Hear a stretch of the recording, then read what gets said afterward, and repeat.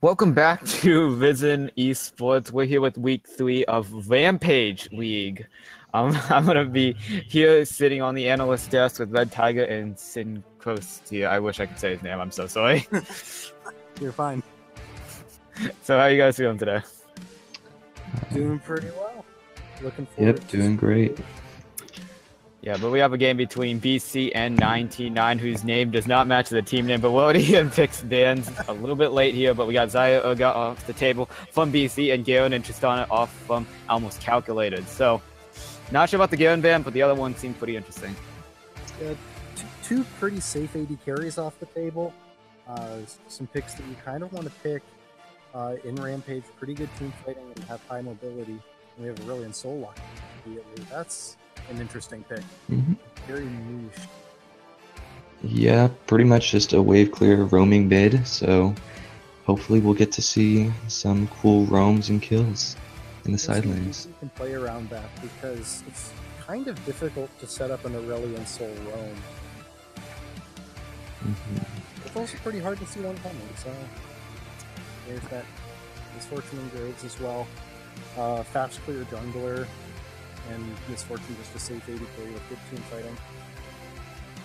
Yeah, and Graves is the top tier jungler right now. Pretty exciting, and also kind of weird that BC did not ban it in the 2 bans. I'm not sure if that last one is a misban or something, but Graves is going to be very strong with the new jungler being in 8.10. We'll have to see how BC is going to respond to it as the timer ticks down, but they're going to actually pick up the Israel, who has still been strong in this patch.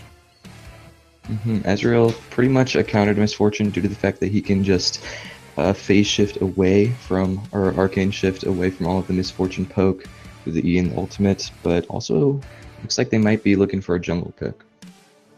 Also, Ezreal has high damage output, which is really nice, especially as compared to how he used to be.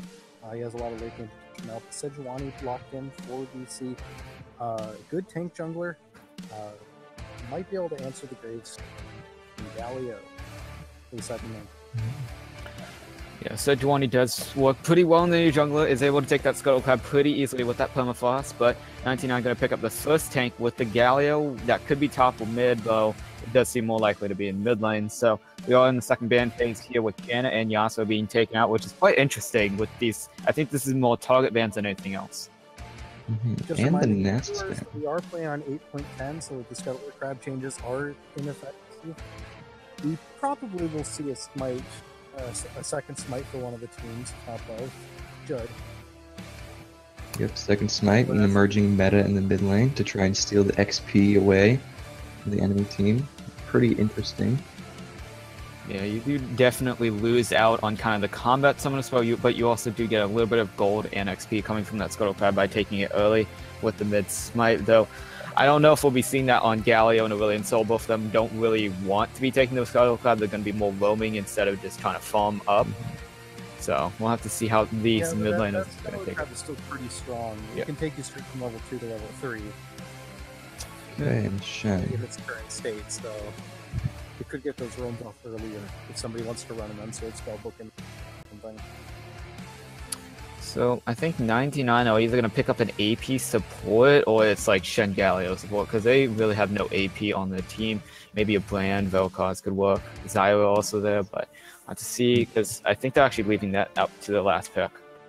Yeah, 99, they have a lot of 80 damage, but they're also missing a lot more of the consistent damage over the team fight except for somebody like Graves, so really, if they don't pick a mage support here or a heavy damage support, then they're going to be lacking a lot of damage in the late game. That Diana pick is quite interesting, especially with an Aurelion Soul picked on the side of BC. I'm not actually quite sure. I mean, there's a few different options. Diana jungle, maybe Sejuani top, or something like that. I'm not sure. What do you guys think? We have 2 really low range, with the exception of like the Ezreal. Everybody really has pretty short ranges, either melee or... But, yeah. It looks like on the side of BC, they're going to be looking more towards trying to engage and go all in, especially with the Diana and the Sejuani, with the Sejuani offering a lot of engage, but now in a Aurelia pick for 99, looking like Shen support. Yeah, 1 times the Galio, definitely. I really... the Galio might go full AP. Yeah, he does true. do a decent amount of AP damage. It wouldn't be good, but it would be something. Oh, okay. Yeah, we were Okay, just so it looks like it's going to be GP on the side of BC instead of the Diana pick, so that was a mispick. yeah. So that is going to be going to the top lane, and now we have a lot of damage coming out from BC, and even that tank, and even protection coming out from Soraka. While 99 kind of lacking in AP damage, but do have the dueling potential. Graves and Everly are pretty strong in that, and also the protection of the Misfortune with Galio and Shen. So, two distinct comps that kind of rely on the same thing, and that's just team fighting. Mm-hmm. Yeah, but once again, as we talked about earlier, 99 really is lacking a lot of AP damage. Yes, the Galio can go AP, but in those team fights, he's not going to be the one dealing out the most damage. Mostly, he's going to be useful in the early game with his push and his ult in the late game. So we're going to have to look for that later on. Yeah, definitely seeing how these kind of guys play. BC seems to be more in comfort champions, Aurelion Sol, GP, even Soraka. All champions that are mainly played by people who are comfortable on those, can position well and use them to the full potential. So BC really playing on that comfort, while 99 are just trying to synergize together, work together as a team, use that bullet time for Misfortune and even just dueling potential to take over the early game. Both teams have pretty good answers to tanks. On either side, Galio,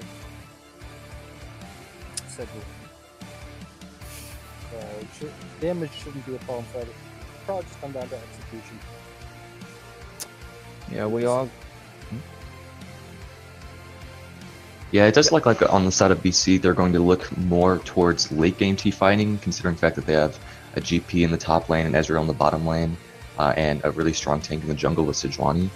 So both of these teams, it seemed like they're going to be looking towards more team fighting in the later stages, but 99 also has the ability to do a lot of split pushing with the Aurelia and Gallia, who can match the roams.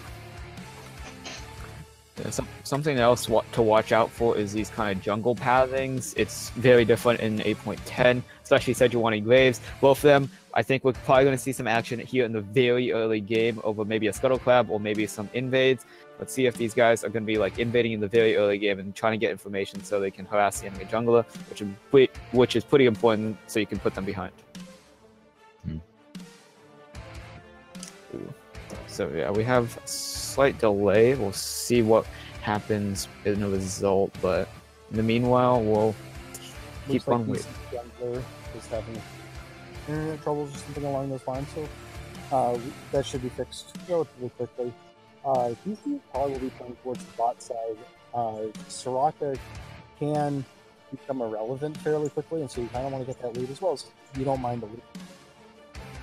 Being able to stack up that first tier and build tier.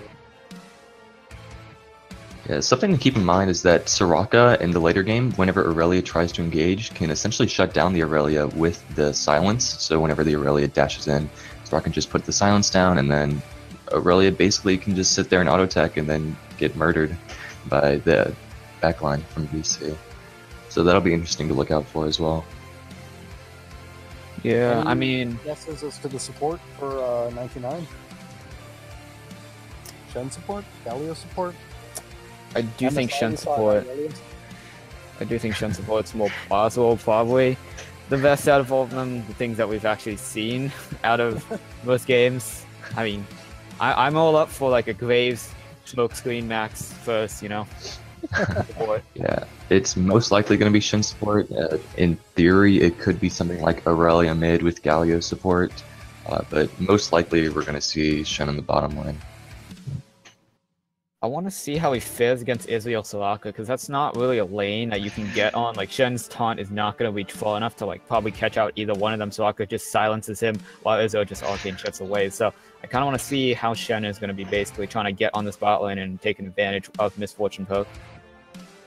Yeah, it'll definitely be difficult. If 99 can play the side lanes as well, I mean, it's Rampage, so side lanes like that are notoriously difficult. But if they do, they have two global, or one global and one near global in Galio and Shen. So they can potentially pull some pressure to the sides and then turn it into a very quick 5 versus 3 and take some team fights.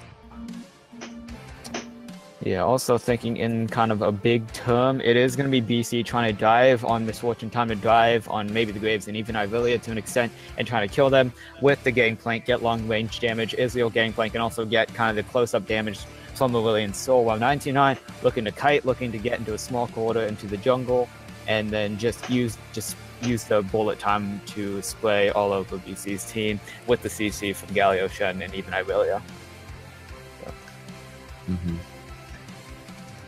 Yeah, 99 in terms of team fighting, it's definitely going to be mostly based on the Misfortune bullet time damage, but once again, Aurelia Graves, they do a lot of damage in the later stages of the game, so it looks like maybe they're going to try and combo the Galio ultimate with something like an Aurelia engage into the Misfortune ultimate, with just Misfortune and Graves cleaning up the fight. Now, the burning question, who do you guys think is going to take it? We've talked a lot of theory that who is going to execute. I think, for me, I think BC has the advantage mainly because they have the roam from Lillian Soul Gangplank ulti going through, and they can influence the map very easily. While 99 comp is very easy, but it's also very hard to kind of execute with BC's comp just diving on them, and all of the carries just probably going to die very fast. Yeah, just based on team comp alone, I'm going to say BC, because really, if 929 does try to pull off a sort of split push with the Aurelia or the Galio in the side lane, then BC does have a lot of ways to engage on that 3-man or 4-man squad with something like Sejuani ultimate or a Gangplank ultimate.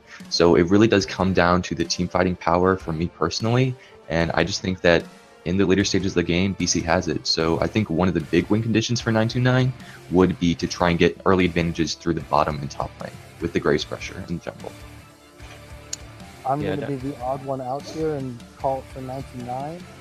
I think the CC chain is easier to pull off, as well as the Misfortune damage lineup. They have one less tank to burn, so I think they can do it. And also Soul, I would need to see a Rampage Soul that does well before I can.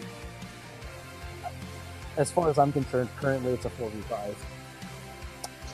Yeah, that is definitely an interesting point, because Lillian Soul is a pretty tough champion to play. You have to have the right zoning, you have to have the right positioning to play him and play him effectively. So we have to see how BC mid laner is going to play on that Lillian Soul. Hopefully he'll be walking around the map looking for some kills, especially maybe on that bot lane. Misfortune share not too mobile of a lane, and even maybe help out his jungler Sejuani with invades coming from Graves if Graves chooses to do so. Yeah, it'll definitely be interesting to look at the mid lane matchup, because both of the mid laners are kind of just push the wave in, go to side lanes champions. So I think a lot of it is going to come down to which jungler has more pressure and can help out their mid laner, push out that lane, and get side lane advantages in the early game. I think that's going to be a big point. Yeah, I do think that BC's mid laner hasn't reconnected yet. Not too sure, but I'm not. So I guess this is where we can take some time to talk about the individual matchups. Gangplank versus Irelia, and what? Okay. So BC is going to get subbed in, and it is going to be a different person on that Sejuani. So, I mean, though we haven't seen any BC's sub jungler or even main jungler, so it's going to be, we haven't seen what they can do, so not much difference, but it's going to be quite interesting to see. Yep, so keeping the same draft, we're just going to have a different jungler than we were originally going to have for the side of BC. We should be getting into the game shortly. Yeah, just on your point as far as the top lane goes, Gangplank is a sort of champion that I can definitely see beating the Aurelia, especially with the fact that Aurelia relies a lot on her stun. So if the Gangplank can keep the range, or if he can eat the orange to get out of the stun, or he can just even push the wave in with his barrels, then that can definitely help him survive the early game, which is one of Gangplank's main weaknesses.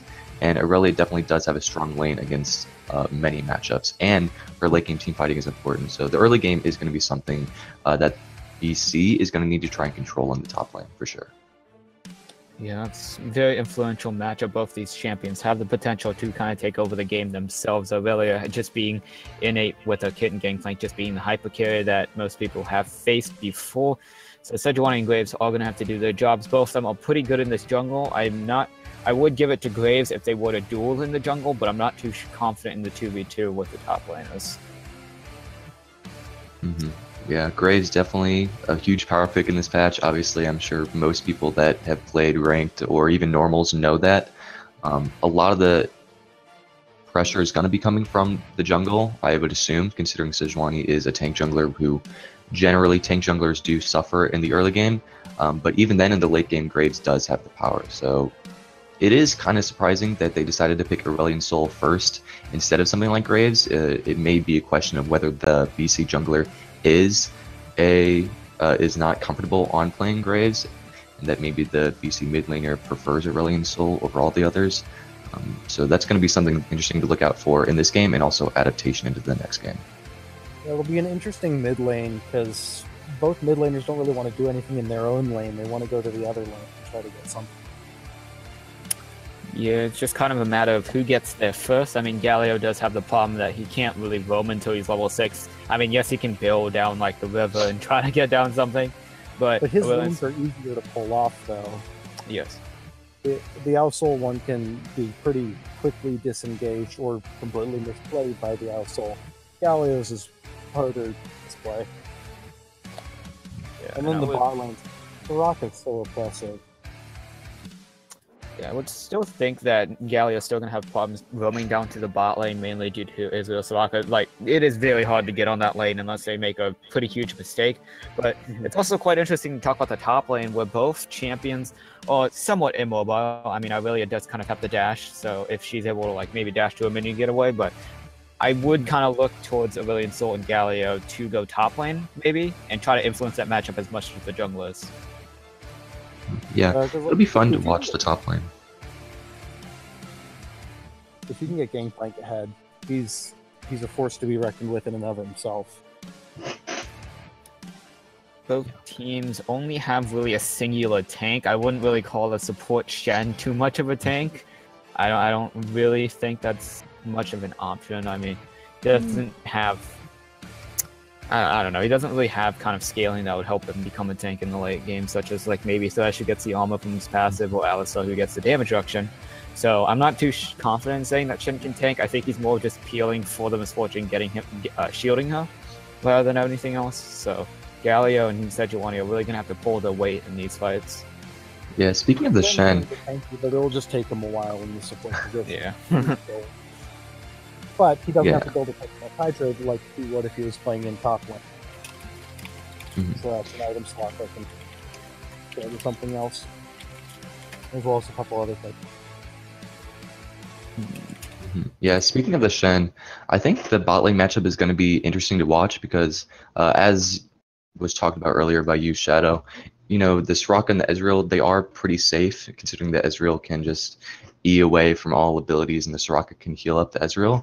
But I think that if the Misfortune and Shen can get on the Soraka, then they can easily burst her down with the Misfortune damage and the Shen taunt, as well as the fact that Shen Q, which does max health damage, does kind of just have high base damage. So it'll be interesting to see if the bot lane from 19-9 does focus on the Soraka or just tries to sort of poke down the Ezreal. Yeah, I mean, I wonder how this game is really going to go, because I think it's all going to center on this top lane, mainly between this Gangplank and this Aurelia, because those are the two kind of stars of this match. Israel is going to be maybe Israel and Misfortune, all 280 carries that are pretty...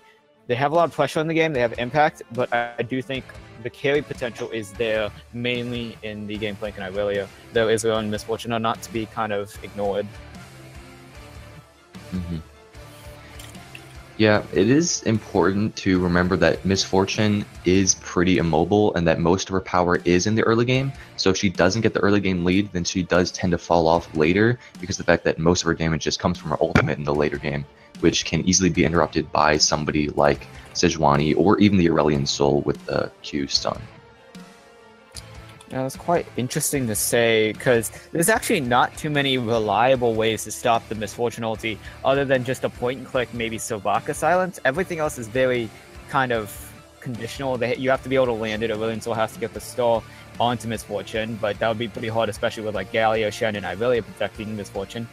Israel and Gangplank don't have any way, and Sejuani has to get the clear line and even get close enough to use the Permafrost on Misfortune, while Soraka's the only one that can actually cancel it immediately. So that's actually something to look out for. Yeah, that is true. So it's definitely going to be the burden of 99 to make sure that they do peel off the CC away from their Misfortune in order to get the damage from the bullet time.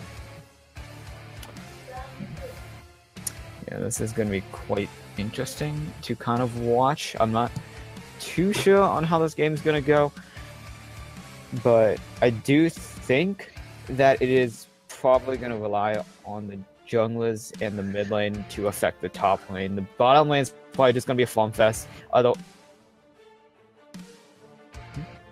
but I do think bot lane is probably just going to be a farm fest. Israel Soraka not really going to do too much unless they get somehow a kill. Maybe somebody takes Ignite, but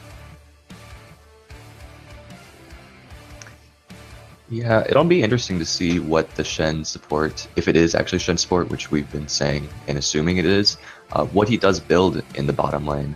I'm expecting something like Knight's Vow, maybe Locket, but past that I'm not really sure. He might even decide to get Titanic for damage. Quite interesting to think. I'm also a little bit curious on the Gangplank build. Like, we've seen variations on the Gangplank build. You have like Sterox Gauge and like Trinity Force. It's like kind of a tank plank, while you also have that full crit damage, just trying to be one of the carries, as there's no crit damage on the side of BC. Israel is not really going to build crit, so maybe if Gangplank can build that, he can maybe pressure some people, maybe mainly Galio, to build like a Lando and Summon or something. Yeah, we're probably going to see a couple of fights that start off with very few people and end up with 5 versus 5s by the end of the fight. Gangplank ult, Aurelian Soul roaming, Galio. We could potentially see the 2 versus turns into a 5 versus 5 in about 10 seconds. Yeah, there's a lot of ways to get to the fight. I mean, you have a decent amount of globals and kind of just trespasses, so yeah, most of these guys cannot make a misstep, especially 99. Misfortune and Graves cannot make a misstep, or they're just going to get instantly bursted down. While BC, I guess they have a little bit more leniencies because they have 3 damage sources. Most of them can pull their weight. Maybe William still has kind of weaker damage, but not too bad overall. Something that might be interesting to watch out for is the Shen Twilight Blade, or like the shield that he gets with his W, where he prevents damage from auto attacks. Considering the fact that BC, 2 of their main damage dealers are going to be Ezreal and Gangplank, who obviously both rely heavily on their attack, on their auto attacks.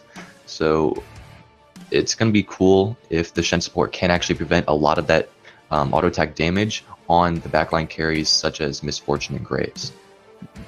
Well, they even those 2 still do a whole lot of damage with barrels and Ezreal.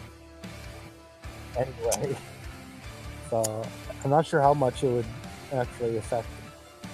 Yes, they string the auto attacks between the ability, but most of their damage comes from barrels and shots. Yeah, I mean, to talk about kind of the siege, I do think the fact that 99 have... I mean, both the teams siege in their own different ways. It was going to poke down, Aurelian Soul is going to threaten with his wall jump. I can't remember the ability off the top of my head, and his stun, while Gangplank's just trying to use bills. While 99 is really just going to walk up and try to be like a tank line. Galio, Shen, and Irelia are just going to walk up to the turret trying to protect Misfortune and Graves while they siege down. So both these teams have decent siege potential, and even kind of Baron bait, Dragon bait if you want to call it that as well. So gonna watch those fights around mainly of the objectives, because those are going to incite so much. Both teams have okay wave clear. Outsole and Gangplank for BC, and then Misfortune Galio is worse than Outsole gangplank, but still, it's something. So they do have some ways to deal with a siege. Although I would definitely give BC the advantage under siege. But yeah, I'm unfortunately a little bit of a delay on the game, but the teams are going to be loading up, so we are going to be starting to pass it over to Backpack Info as the main cast is very soon here. I don't have the exact timer, but we will be switching over very soon.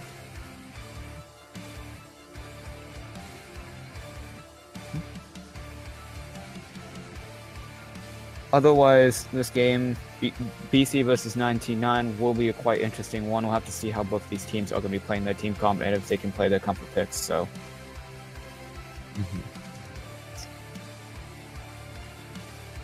Yeah, just I guess sort of to try and wrap it up a little bit is that as far as the late game siege does go, I think the BC definitely does have the advantage, especially with the Soraka able to heal up people during the sieges, whether they're defending or attacking, and then obviously the Ezreal poke is going to be pretty effective, assuming that the Galio does build full AP. Even if he doesn't, obviously Ezreal still does a lot of damage in the late game.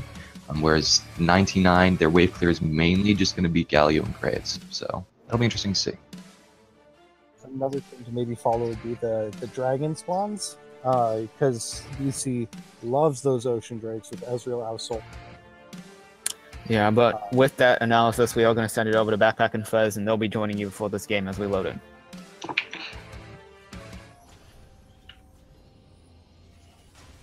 All right. Hey, guys, what's up? It is week 3 of Rampage. We do have Almost Calculated versus Barely Competent. I am one of your casters, Backpack, and with me is Frez. What's up, my dude? How's it going, guys? I'm just happy to be here. Happy to cast another Rampage game. It's going to be a good one. Yeah, it is going to be a good one. I mean, we were talking a little bit about the team comps while everything was loading in, and something that really caught my eye was the Fleet Footwork Misfortune. I'm pretty sure you don't take that anymore. The thing that we also mentioned was the Kleptomancy Gangplank. The Gangplank I don't think works that much at all anymore, in my opinion, especially against an Irelia with Conqueror. Right, so exactly. So Ryan's going to have to play this lane extremely well. So. Yes, exactly. Ryan is definitely at the disadvantage as far as the laning phase, though. Ever since we saw those Klepto nerfs a few ways back, we started to see much more of a shift towards the grasp for the key stuff for Gangplank rather than Klepto, as Klepto has sort of been kind of exclusive to Ezreal, as we do see it on the Ezreal this game as well. And something that I picked up right away, which my team has been doing in our Dominate games, is the Ezreal taking TP instead of heal. And the reason for that is that Ezreal is able to get that early tier of the Goddess, since it's 850 gold instead of 750 gold, back for that tier of the Goddess, TP right back into lane, and then just start stacking up that tier. But this only works exclusively with Soraka, since Soraka usually has those heals as well. And I'm really surprised that she didn't take heal, and that she just took opted for exhaust there. Yeah, because normally I would expect a heal there instead. Well, honestly, like, when you see an Irelia and a Graves, you're kind of like, maybe I do need the exhaust. But, I mean, now they don't have a heal in that bot lane to try to give them that movement speed to try to get out of some of the ganks from, like, the Galio and the Shen. So, Exactly. I mean, Meteorologist and Golf is going to have honestly, probably a really tough laning phase. Yes, exactly. And they're definitely going to have to play that lane pretty specifically with their positioning as well, because if they make one wrong move, Aki on Misfortune is definitely going to make them pay with that. Get that empowered Q, take up to half their health on one ability, and they don't have the sustain that they normally would have now. Worst case, when there's a Q coming off a minion and it's coming in, normally you would just panic heal, you'd stay alive, you'd be fine, but they don't have that option now. Yeah, you don't have that option, so they're going to have to be careful, but they do have the last straw on Aurelian Soul, which is a pretty big roaming threat, to say the least. So maybe they might never need that heal, but I feel like with the Misfortune and the Shen, it's going to be pretty bad. And, oh, man. Yes, we're starting to see these Rampage toasters come out. We already had one E-sub and Champ Select, and now we're starting to see all the DCs happen here. Oh, my. All right, backpack. So how you doing? How's your day? I'm yiking pretty hard right now. You're yiking pretty hard. Yeah. Care to elaborate? Oh man, because they had a jungle, then they didn't have a jungle because the power went out, and then they got the sub. Now he's DC'd. Oh man. Oh boy. All right. So, so I guess we'll just talk a little bit more about where we're. Yes, exactly. See? Let's start going. Oh, we see the reconnect right here. Yeah, Hopefully all right. that's it. Hopefully all connection issues have been resolved and we can get this game moving. I remember one thing I really didn't like about custom matches when I'm in game. I know this is probably specific to me, but I really hate the audio cues not being where they are, because normally the music, the intro music or whatever, is at a certain point when the buffs are coming up, and it's just like, you know, routine. When you hear that audio cue and the buff hasn't spawned yet because the music still continues when the game is paused, it triggers something in the back of my mind. Dude, did the recall bug get fixed yet? Like, you know how like when you recall, you usually get that very big like sound or whatever. Like they took it out for some reason last patch. Really? I didn't notice that. Like it was just a bug. I mean, I hope it got fixed because it's just.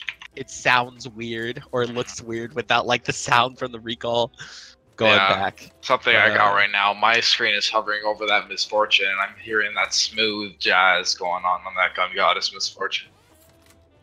Dude, that's some smooth jazz right there. Yeah, are you hearing it too? Dude, yeah. I remember like when that skin came out, like no one liked it. Yeah, I mean, I think Riot has done better in the past with like Star Guardian. Well, of course. Oh yeah, even the old Pulsefire Ezreal was pretty dope. This one, I haven't really seen it that much. I don't think it's been as popular as the previous skins. But, yeah, because who knows? Like we'll see.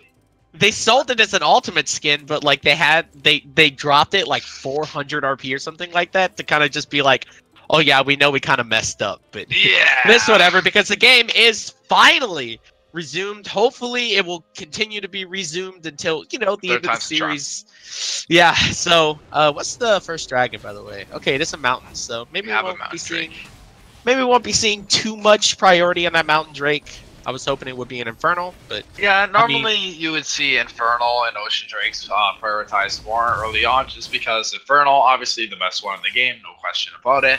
And then even Ocean Drake, just because it gives you that much more sustain. In a matchup like this, where you have so much harassment going both ways, between Aurelion Soul, between Gangplank's queues, between Aurelia, you got the Ezreal queuing, you got the Misfortune queuing, there's just so much harassment going on in this laning phase that an Ocean Drake would also be really ideal here just to keep that sustain. And like we said, right there, boom. Misfortune, first time she uses that Q, takes out a huge chunk of Ezreal's health. Alright, so me and you were talking, like, while you were doing that in the bot lane, and you saw the Aurelion Soul try to poke out the Galio a little bit, and yes. We were talking a little bit earlier, I used to play Galio a lot, and in this Aurelion Soul matchup, I just wanted to die. It was the worst thing I've ever experienced, but the last straw really isn't really giving AO a very tough time. I mean, he is 4 CS down already, but it could be so much more, honestly. Yeah, exactly. You're able to bully him in the first few waves off completely, and we're not really seeing Aurelion Soul capitalize on this much, but we're starting to see some attention. Derpy trying to take advantage of Ryan being a little bit too far up. The red is going to be ticking down. The stun is going to be able to hit from Aurelia, and Ryan tried to flash, but not going to be able to get it, as first blood goes over to almost calculated. Yes, wards do not matter if you don't use them, and we saw right there, we saw Ryan way too overextended. He had the vision there. He probably thought in the back of his mind, you know, I got vision, I'm fine. But just because you have vision there, it doesn't mean you're fine if you don't use it properly. I wonder if Derpy is going to do the old runaround, where like you see the Gangplank, like the other top laner TP back to the lane, and you go back and try to gank again. But that is exactly what it. That would be awesome, but I think he's just doing his Krugs, and get wrecked is just really, really low. Oh, look, he is actually going to be trying here. He is going to be spotted on a ward again, but he is going to be able to see it. No, actually, there it is. Derpy Cat is here again, and the stun is going to be able to hit, so get wrecked, scumbag. Able to get the stun. The red is taking down. Ryan is in a lot of trouble, doesn't have an orange, and going to be going down again. Derpy Cat's getting the kill. And this time he's got no TP to get back to lane. That's something you gotta be really careful of. That same ward is still there, but he got punished for it twice. especially when you got no TP up, you got no flash up, you really got to be cautious if you're going to be pushing up for that wave. Like, if I were him, the way he's shoving into Aurelia's tower, I would not even have TP. I would have just casually just... Oh, hang on a second. Oh, man, Derpy Cats is everywhere. It's actually the last straw. He's actually out of mana, but the experience able to give that mana a little bit back. He's trying to run away. The stun, able to hit both of them. He's going to be going out. Not spotted. Oh, Sejuani is here. His Derpy Cats might be in a little bit of trouble. The Burnfrost going to be able to stun him up, but last straw. Out of mana, not going to be able to do much as Derpy Cat just doesn't want it. Flashes over the wall. So he's going to be okay, but going to miss that flash probably as the mid game comes along. Yes, absolutely. We're starting to see a lot of summoners burn that wouldn't really need to be a burn if so. Oh, Coco going in onto Ghost Supremacist, but actually, the Silent Field going to be able to stop for a little bit. It's Coco. Had to flash away. I don't think they're going to be able to get it. Very, very close with the Mystic Shot. A key. Had to heal that. So, a lot. Even more summoners are going down. Yes, absolutely. And something that I just noticed is that Soraka's actually going for a Q max first, as opposed to the E max. And lately, I've noticed a lot of Soraka's going E max because it's unavoidable damage. Like right now, she could have just walked up, pressed that E, got instant damage on both champions there. It just offers so much harass early game. I'm really surprised that she's not opting for that E max, because normally you would max Q last. You would go E and then into your heal, so you have those empowered heals. And then your Q last. Your Q is just gonna do what it normally does in lane. It's just gonna give you a little bit of harass, give you a little bit of sustain. But that E is that main source of damage, and that's why that lane is so effective with Ezreal and Soraka, because you're able to harass them so much. Yeah, I'm not saying that's the best thing to do on a Soraka, but I mean, Q-Max does give you a lot of rejuvenation. As Ryan just gonna be going down again. I thought he was gonna be safe, but I mean, Aurelia's just kind of taking over this lane right now. I think last straw actually is DC'd. There it is. Haha. Haha. Haha. There's the pause that you're looking for. Oh, I wonder if this is going to be the first game where we see the timer run out. No, each team is 10 minutes, so I think... Oh, it's 10 minutes. Probably, okay, so yeah, we're not going to see 30. No, we are not going to see 30. Now, wait a second. It's 3 pauses per game, correct? Yeah. That was the second one. Oh, and then Ryan now the top laner? Oh my. Oh my goodness. Into me. Okay. I mean, so let's talk a little bit about this Graves, man, because like we were talking earlier in the loading screen, and we were like, okay, Graves is just gonna try to bully around the Sejuani, not gonna be trying to ganking too much. They don't really have that much ganking pressure, honestly, anywhere. So it is kind of surprising that Derpy Cats is ganking as much as he is. But he's getting his lanes ahead. I mean, like, even, you know, ganking the Aurelian Soul gave a lot of pressure back to Galio. I mean, it's in the middle of the lane right now. Yes, you're absolutely right, Backpack. And I'm not surprised to see him gank top lane, especially considering how greedy the Gangplank has been playing. And since Aurelia is really the best chance of landing hard CC on a champion, I think that if Graves were to go for ganks, as opposed to power farming, that he should definitely be... going that top line. But now I'd really like to see him try to get Galio ahead now, because we see that Aurelian Soul has no flash, as he burnt the flash earlier. So if Aurelian Soul is going to be pushing the way he is to try to get that push and run going, I'd really like to see Derpy Cats try to get into the opposing jungle and then try to get behind that Aurelian Soul, and then so when he pushes that, it's just an easy kill because he's got no way out. Yeah, that would be nice. I mean, Sejuani doesn't take camps as fast as the Graves, so Graves might be able to just kind of, you know, like you said, get behind the Aurelian Soul, try to counter jungle a little bit. I mean, look at the top side of the map for Barely Competent. I mean, Derpy Cats is there. He can go towards the Gromp and the Wolves if he wants to, because Sejuani is on the bot side, but will she be discovered? Who knows? I mean... Yeah. Oh, also, I just realized we're 6 minutes in. Like, we have spent more time paused than we have. It feels so bad, man. Sorry for all the pauses, guys. I mean, some people just don't have up to par computers. And that's internet. There's definitely a correlation between higher elo and better computers. And better I know that there is that stereotype up there, but I think, is this proof? I mean, it's live on television. Dude, Dude, their internet is holding them back from gold, dude. I'm Exactly. telling These you. guys, let's be honest, these are all challenger, like very high, top 100 challenger players. But if it weren't for their PC issues, that they'd just be a high challenger. They have the mechanics, but they just don't have the PC. Wait, they just asked to reschedule. Really? Yeah. But they're down 3-0 and a lot of gold this early. I'm pretty sure that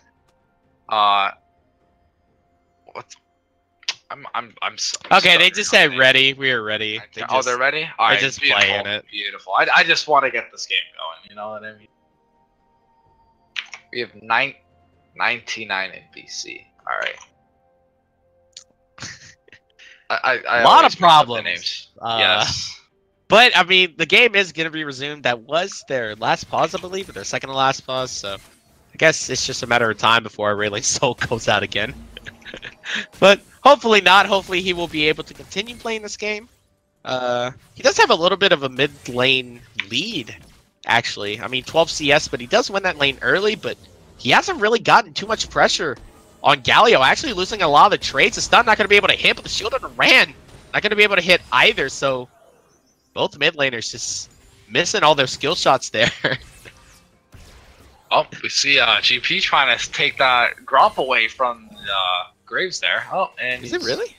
Not going to connect with his barrel a little bit early. Unlucky. I mean, he is a very considerable amount behind. Yeah, I don't think he needs amount will help. I wonder who's in the bush.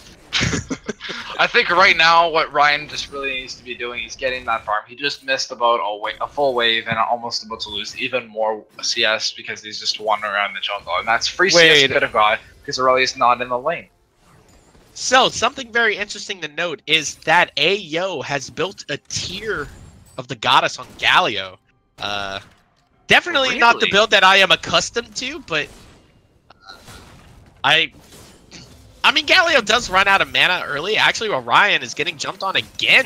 Might be in a little bit of trouble. Get her Scumbag able to get the ult down, but Sejuani is here. Is Get Wrecked is able to get that kill. He's trying to run away, trying to dodge around as much as he can to try to stall time for Derpy Cats. And Derpy Cats is here, so Get Wrecked Scumbag gets another, or Scrub MLG rather, gets another kill. Might actually get another one here. He will. Wow. This Aurelion is popping off. 4-0, baby. 4-0. Next challenger. Holy moly. Actually, last straw. Ayo gonna be finding themselves in the jungle. Shielded around, gonna be able to hit as Asol just trying to get the Galio away from him. I mean, almost calculated. Is really running away with this game. I mean, they are very considerably up. 2.5 at 8.5. Yeah, exactly. Pretty nuts. And if we take a look at the top side of the map right now, we see 1, 2, 3 control wards on the side of Almost Calculated, with a whole bunch of other wards in there. So that Aurelion Soul was roaming up there with little to no vision aside from the ward in the Tri Bush and the ward he just put in the River Bush, which he knew that no one was there. And he's just roaming. So he really just burnt his ultimate, and he almost risked dying. If Derpy Cats was paying attention a little bit more, you might have even been able to collapse on that Aurelion Soul with Ayo and just pick up that free kill. So we really need to start seeing the blue side put a lot more vision down. Sejuani is level 5 to Derpy Cat 6. So Grave could just kind of do what he wants, and actually Ryan is going to be DCing again. As Golf Supremacist might be in a little bit of trouble. He has to flash away, but actually a key is here trying to get the ult down, but I don't think it's going to be saving from now. The bullet time going to be going down as another pause. Going to be going in. That is their last pause. Pretty sure. Yes, absolutely. And I believe that they were supposed to let that fight play out a little bit more before the pause. But, I mean, at this point, it's just... Yeah. It seems like the side of Almost Calculated is getting a little bit ticked off by that. Yeah, it was in the middle of the fight, but... I mean, I think this game is pretty snowbally. Yeah, I honestly, if I were on the side of Almost Calculated, I'd just go open mid right now. I mean, open mid. If this was, yeah, I mean, I wish I had these junglers in my solo queue games. Like, I mean, I've seen these guys gank so many times now, and like personally in my solo queue games in low plat, I'm getting no ganks. I'm the one crying for ganks. So I've seen Derpy Cats, like Derpy Cats, man. I'm telling you, he's challenger material, but it's his PC holding him back. It's the PC holding him back, but PC. Actually, always the game is going to be resumed here as a Mutt and Last Straw is here, but actually bit off a little bit more than True with a big ol' stun, but not going to be able to do much as the heal's going to be going down. The Last Straw trying to run away, trying to get that DPS on his stars with Galio, but not going to be able to get it. I mean, this is just an absolute stomp, and I think both teams kind of just accepted this fate that's happening. Yep, absolutely. We see 3,500 gold lead in favor of Almost Calculated. They're picking up first dragon. I'm honestly surprised that we haven't seen first turret fall yet. Like, that Aurelia is just going to take that turret ASAP. We see the GP AFK. I don't see a way for them to come back in this one. Yeah, that's... What does BC stand for again? Barely competent. Barely competent, yes. Their internet is barely competent. Their internet. Yeah, basically. I mean, that's definitely unlucky for the first game. Yeah. But, I mean, it does happen to the best of us. I think Mutt is just kind of hinting at this point. Yeah, my internet was cutting out a few times today in my solo games. And obviously, the first reaction from the entire team is he rage quit ×9 report, you know, but... Dude, it's probably because you were being toxic in the earlier game, dude. Come on. Probably. I mean, I'm Honor 1 right now. I'm just trying to get that Honor back. Honor 1. You know what I mean? Yikes. I got my first key fragment today since October, by the way. Really? Just saying. Just saying. My first one. Yeah. That's a pretty toxic boy. Mm-hmm. Do I feel bad? Dude. Yeah, I feel bad for this Aurelian Soul. I mean, like, he's doing what really he can. good. I mean, he's 89 far. Honestly, like, it's really just the top side of the map. I mean, Ezreal is doing fine, Soraka's doing fine, Aurelian Soul's doing fine as well, but this Irelia is just taking off at this point. Exactly, and it's gonna take more than Sejuani just to contest that Aurelia in the top lane, as she's just completely diving the Sejuani, getting in and out clean with almost max HP. So it's only a matter of time before Aurelia gets that ultimate back. And then man, this guy, free kill. Man, this Galio is really aggravating me. Like, he's barely channeling a Shield of Durand. Like, he's just getting like the minimum amount of the taunt available. Exactly. Like, if you charge up that taunt a little bit longer. Like, and feels bad. Batter up. Feels bad, man. Feels bad. They should honestly, like, almost calculate to just let Ryan back into the game, but actually they're trying to get into this game. The collateral damage not going to be able to hit us. Derpy Cat tried to flash away, but not going to be flashing well enough. Is Ryan able to get the Aurelia? Yeah, the Aurelia is here on the TP, and actually Aurelian Soul's going to be taunted up, knocked up, and going down. Hey, yo! Hulk smash! Going to be getting that kill as Ryan can't really do much. I mean, he's so behind. Oof. Yeah, I think that's proof right there that there's not going to be a clear way out for barely competent to win this game. Because right now, look at this misfortune. Just the amount of damage she's getting on the Ezreal and Soraka. Both Qs that she did took out half their health. If they hit the same target instead of one of each, that would have been a kill. Yeah. I mean, the thing is, like, usually when you see a 2v1 lane in the bot lane, you're like, okay, let's try to engage. Let's try to do something. But with an Ezreal and a Soraka against a misfortune that can just scurry away, you really cannot do that at all. So, oh, Ryan gonna be going down again. Ryan. He's living. Too mobile. I don't know, and dude, Derpy Cats is still up here. He's just straight up bullying Ryan right now. I think he's just KDA farming at this point. Dude, I feel so bad for them. He's just backing up. It's really unfortunate. Yeah, 32 CS in 14 minutes isn't exactly ideal. Yeah, definitely not the most ideal. And Shen is finally getting back into lane. A Mutt is here. Maybe they're going to try to set up a dive. They do have the Soraka ult, so maybe something will happen. They do see Derpy Cats on the top side of the map, but actually just going to be spotted out on a ward. Is Rift Herald going to be summoned in the top lane? So, I wanted to see the Rift Herald dance at the end of the game. It's possible. I mean, they're smashing pretty hard. I mean, Aurelion Sol is here, but the stun is going to be able to get onto him, and Last Straw had to flash away, but actually Get Wrecked is going to be flashing himself, going to be ulting, but going to be able to get that kill. Sejuani is here, but really way too late as he's trying to get out of this, but I'm not sure if he's going to be able to. Conqueror is going to be able to proc the flail, not going to be able to hit the second proc, and Ryan going to be able Ryan's to gonna get a kill! finally get himself a kill on that gangplank, because the bullet time is actually going to be canceled out with the silence field. The taunt going to be missing. He is also going down on the key, so now actually 19-9 might be a little bit of trouble, but Biologist is actually out of mana. Mission shot going to be able to hit onto the shin, but not going to be able to do too much after that as BC finally gets a kill, but a little bit of an int from Get Wrecked. Yes, absolutely. For the But guy. I mean, when you're 7-1-2 at 15 minutes in the game, took out tier 1 and tier 2. I don't think that death is the biggest concern for him right now. Yeah, definitely not the biggest concern. So, Yeah.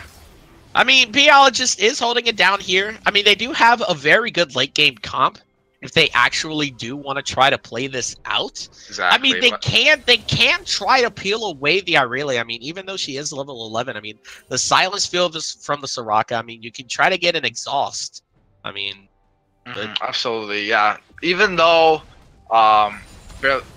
Calculated is this far ahead, we do see a lot of wave clear between Gangplank and Aurelion Sol and Israel on that team.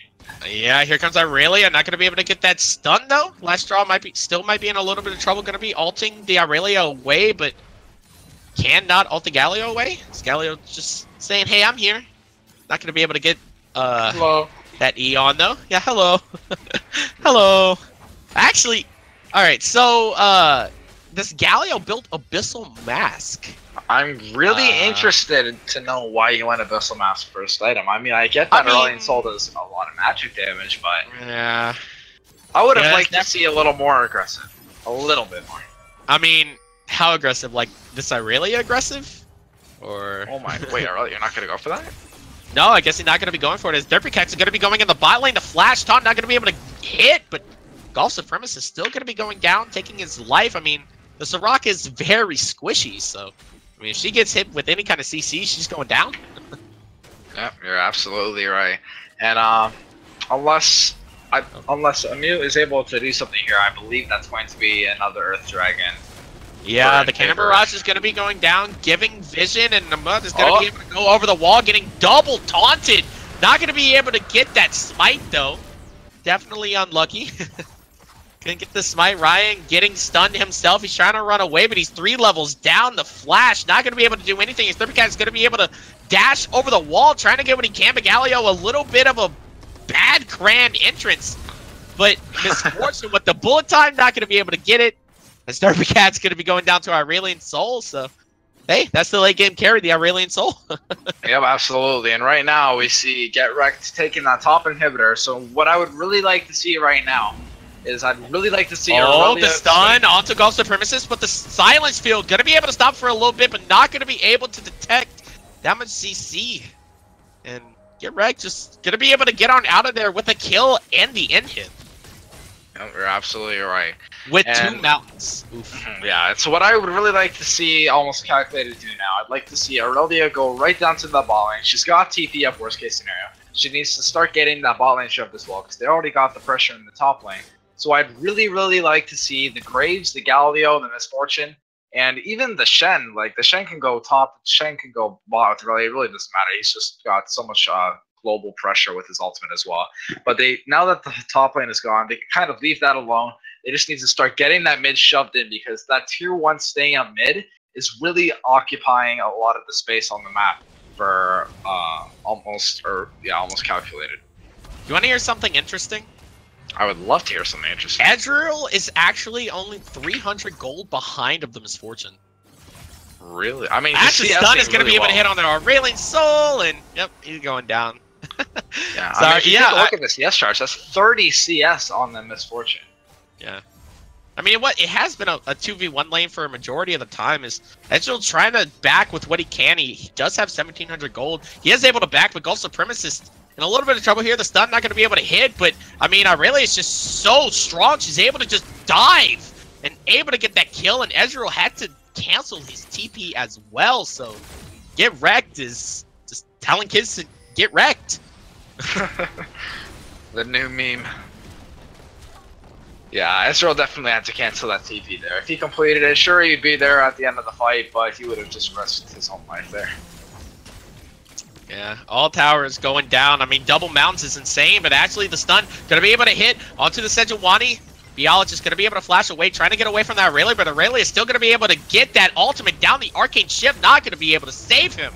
As a key is getting on a killing spree onto a Mutt, and 99 really just, I mean, there's no other way to say it than dominance. I mean, even though internet problems, I mean, they still have done so well for themselves. Is actually 99 just going to be able to dive. This collateral damage not going to be able to hit. The bullet time not hitting as well. Wins a war either.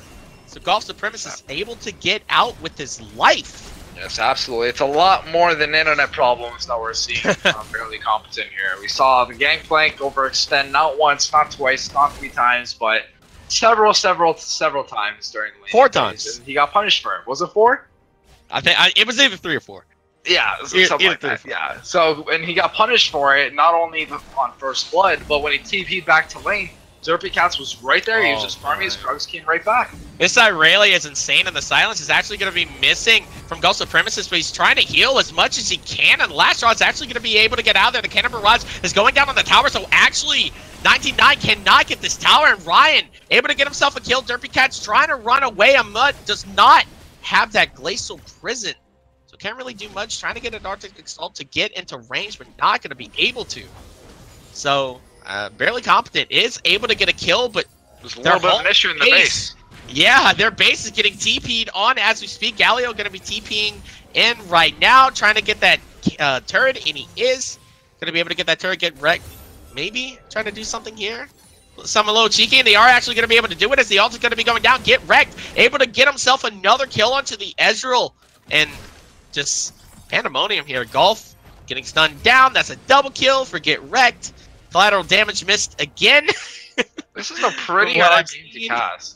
I'll be honest with you, like it yeah, there's so many a little bit skirmishes. one-sided here, but there's just so many skirmishes going on. It's hard to keep up.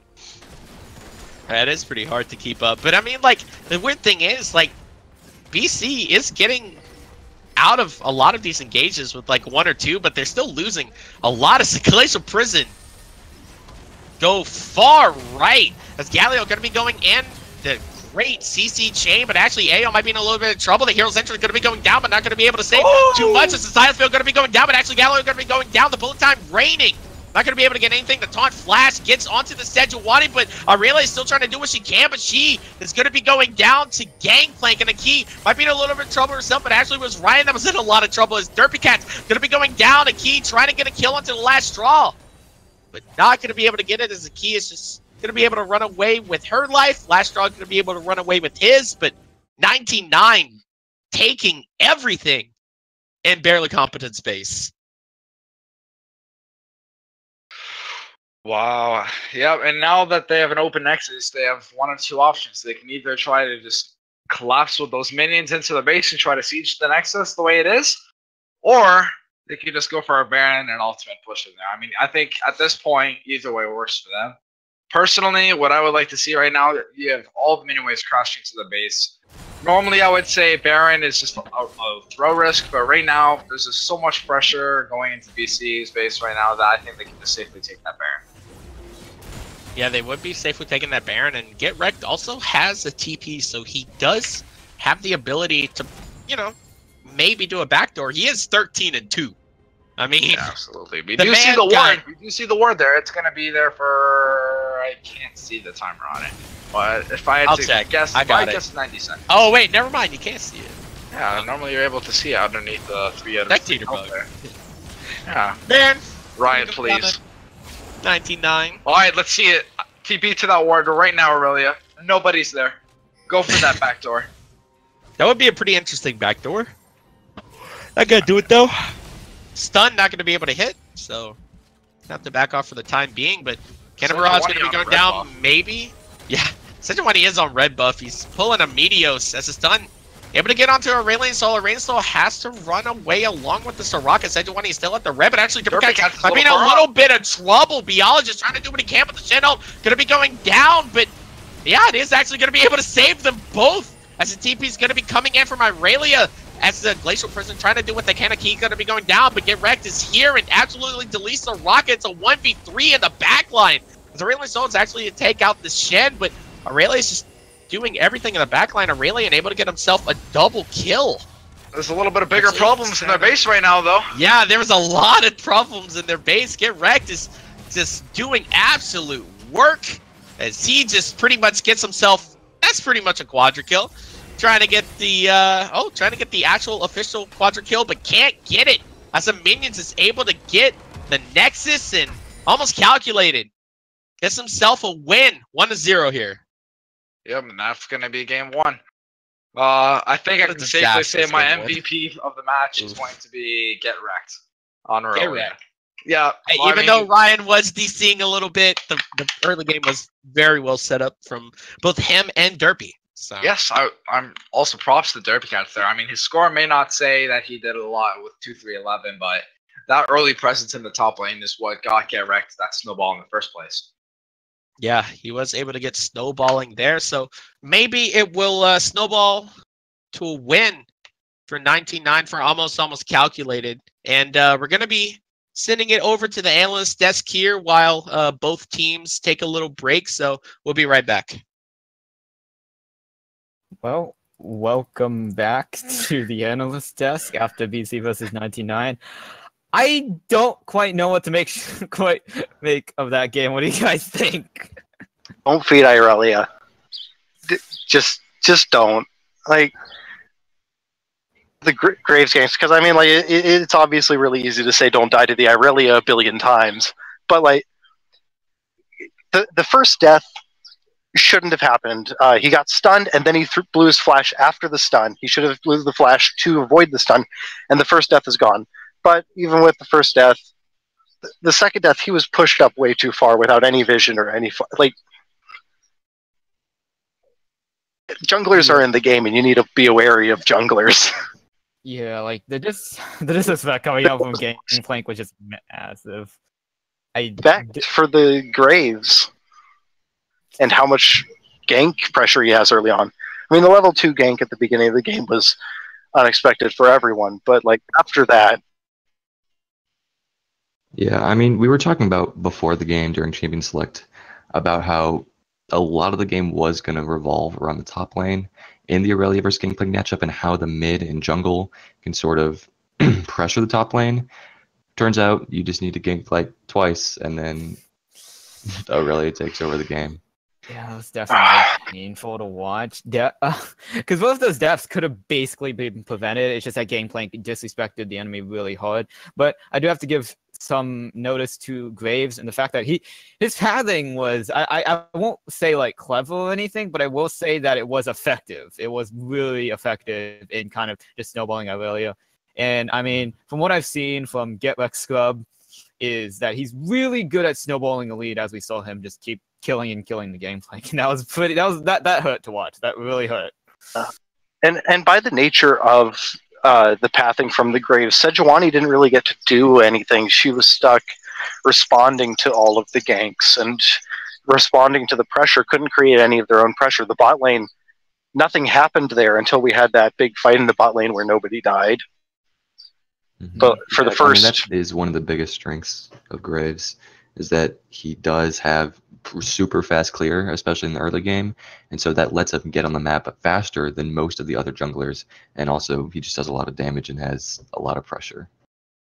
Yeah, I mean, his kid's just really effective at just punishing people for mispositioning, and I don't know what else to say other than just he just really focused on that.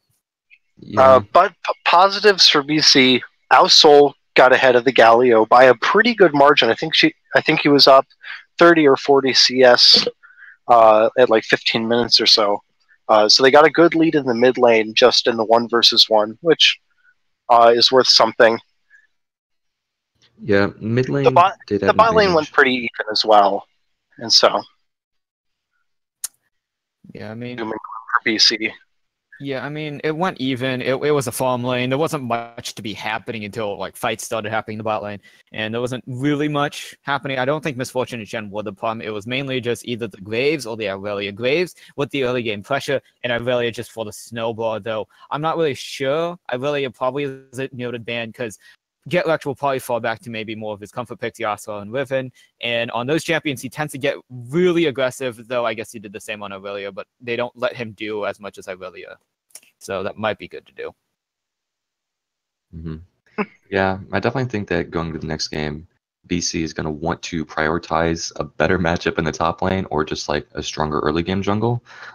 But I think it also is important to talk about that on the side of 99, the Shen support and Gallia mid actually were super important in maintaining that lead and making sure that small mistakes like over-aggression from the Aurelia weren't necessarily able to be punished by BC because the Shen just ults the Aurelia and then she doesn't die. We saw that one play in top side at the blue side second turret where Aurelia went a little bit too aggressive, but the Gallia ultimate plus the Shen ultimate, she got out of there just fine. And they actually got a kill onto the Al-Sol, I think it was. So good use of the globals to even keep a little bit of over-aggression.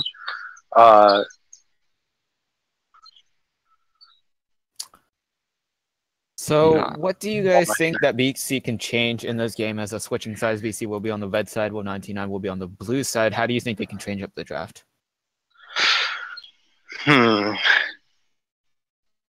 I mean, overall, I think that as far as mid lane goes, it actually wasn't bad. Like, I think the Aurelion Sol versus Gallia matchup is favored for Aurelion Sol either way, but I still think that it went well. And then even in the bottom lane, they were still pushing in as far as Ezreal and Soraka were pushing in Misfortune and Shen, which is pretty good and important. So mid and bot, obviously, like we talked about, weren't the problems.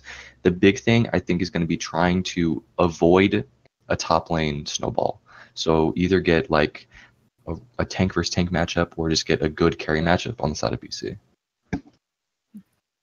Well, that is one kind of strategy that BC could take over, as they want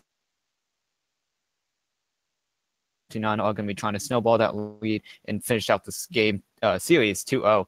But do you think anything was wrong with the jungle? Maybe the Sejuani pick, though we did kind of see an unfortunate DC from the jungler, but do you think the Sejuani could have done anything if he would have like maybe not DC'd in the middle of the game? We didn't really mention all the DCs that were happening throughout the game, which hurt BC in a number of ways, which definitely hurt the Sejuani. I don't know if the Sejuani was necessarily the problem, though. Graves does have a lot faster clear, but it was just unfortunate that he actually got to use his fast clear on get. He got 3 ganks off in a matter of like 2 minutes or something like that, 2 in the top lane and 1 in the mid lane, and Sejuani didn't really get to do much of anything. There might be better jungler picks, but I don't think it would have mattered. It doesn't matter what jungler they were playing on. Just the way Graves was playing, the lanes needed to play better or safer. Yeah, honestly, I just think it was weird that on the side of BCs that they first picked Aurelion Sol instead of Graves, and they didn't ban Graves. Aurelion Sol isn't really something that you're going to be first picking, I don't think. And Graves is obviously, as is talked about all the time, and we even talked about earlier, a super powerful pick in the jungle with a lot of priority. So that is something that I found strange, and I'm looking forward to seeing if BC does change that up, especially since they're on red side now. Also, unless 99's mid laner plays Al-Sol, nobody's going to take that pick away from you. You're not like securing that pick or something like that. As long as you pick it before the second round of bans, you're going to be fine. Because I haven't looked up 99's mid laner, but I will almost guarantee that he doesn't play Al-Sol. And so you pick up the Graves, although they don't have first pick this round, so they may just ban it. But you don't need to pick the Yasuo as the first pick. That's definitely something to think about. What picks do you guys think that BC should prioritize? Actually, pick and ban phase is starting here, but we do see kind of same thing from last draft, Chisana being banned away from by 99. Good safe 80 carry right now. Lots of damage. Zaya's the same. Another Garen ban.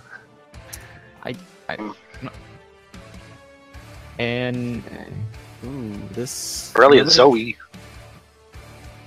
A little bit of change up. Man, I haven't seen much Zoe as of late. Yeah, I feel like, in my opinion, at least, I think she requires some more skill now. Yeah, I think she is rising priority though, over the past couple patches. But it is interesting to see the Aurelia ban. It's sort of that mindset of like, well, the Aurelia got fed, so we have to ban it. When in reality, I don't think the Aurelia champion itself was the problem. It was mostly just the fact that the Aurelia got a lead in the early game. And but I mean, they ended up banning that instead of Graves, which I'm not sure if that's a good decision. Lead and showed that he knew what he was doing on the Aurelia, so that I don't think that's necessarily a bad ban, because it's pretty clear that he knew how to play her. Right, it's not necessarily a bad ban, but I just think that, okay, well, Varus first pick. So, not what I was expecting. Definitely expecting a Graves first pick, but alright. I guess 99 prioritizes Varus AD carry. Not too bad of a pick, still kind of a top tier pick, though has been overshadowed by multiple other AD carries. And speaking of other AD carries, we took out the Jhin lock in for BC. That's interesting. Yeah, what do you guys think about Jhin? We haven't seen him too often. He can be really good. He has a lot of good burst, and he has his own CC. He's again really immobile though. I probably would have preferred the Ezreal pick, but Ziggs. Ziggs in the mid lane. Side of BC. Xin Zhao on 99. Control Mage and Sieger. So kind of interesting is that neither team is really going back to the picks that they just had in the previous game. Even though 99 had such huge success, they strayed away from the Graves and they ended up picking Varus instead of Misfortune. I guess they didn't really like the bottom lane matchup too much. And last game we talked about how one-dimensional 99's team composition was, so maybe after showing their hand once, 99 doesn't want to go back to that because they feel like BC would have a better grasp on what they're trying to do. Ornn, that's a pick I wanted to point out. That was on the table last game, and that is a good tank that can stay in lane. Tanks that BC should pick up instead of the Gangplank. Yeah, definitely. We did not see BC's top laner play too well in the KA Champions, and now he's just going to be able to play kind of that tank that really can't get behind. I mean, despite all the pressure might be put on him, but also a Nautilus coming out from 99. This is not really meta, something that we haven't seen in a while. But what do you guys think? Support or top lane? They're both technically on the table right now. I love Nautilus, but I don't think he's very good in either position right now. But I think more likely in the support position, although I say that highly hesitantly, because I think he's pretty bad in both. Yeah, I'm more likely to say that it's going to be support, considering we've seen 99's Aurelia, and I'm assuming they want to put him on another carry champion. But it could be top if they want to try and prioritize more mid lane or bot lane focus. But yeah, seeing the Camille makes me almost certain that it's a support Nautilus. Yeah, support Nautilus.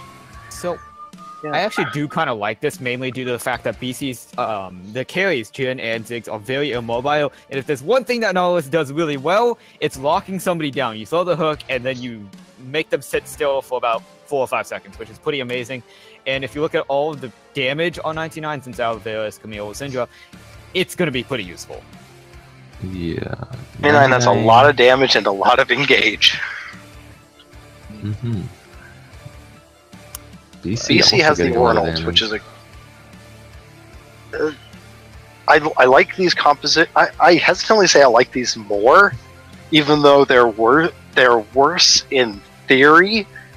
I think they're a lot easier to execute on, though. They're both pretty strong team fight champion or team fight compositions, with a little bit of split push options. But in general, they just want to run at each other's faces. Kane wants to get onto the back line, get rid of the Varus or the Syndra.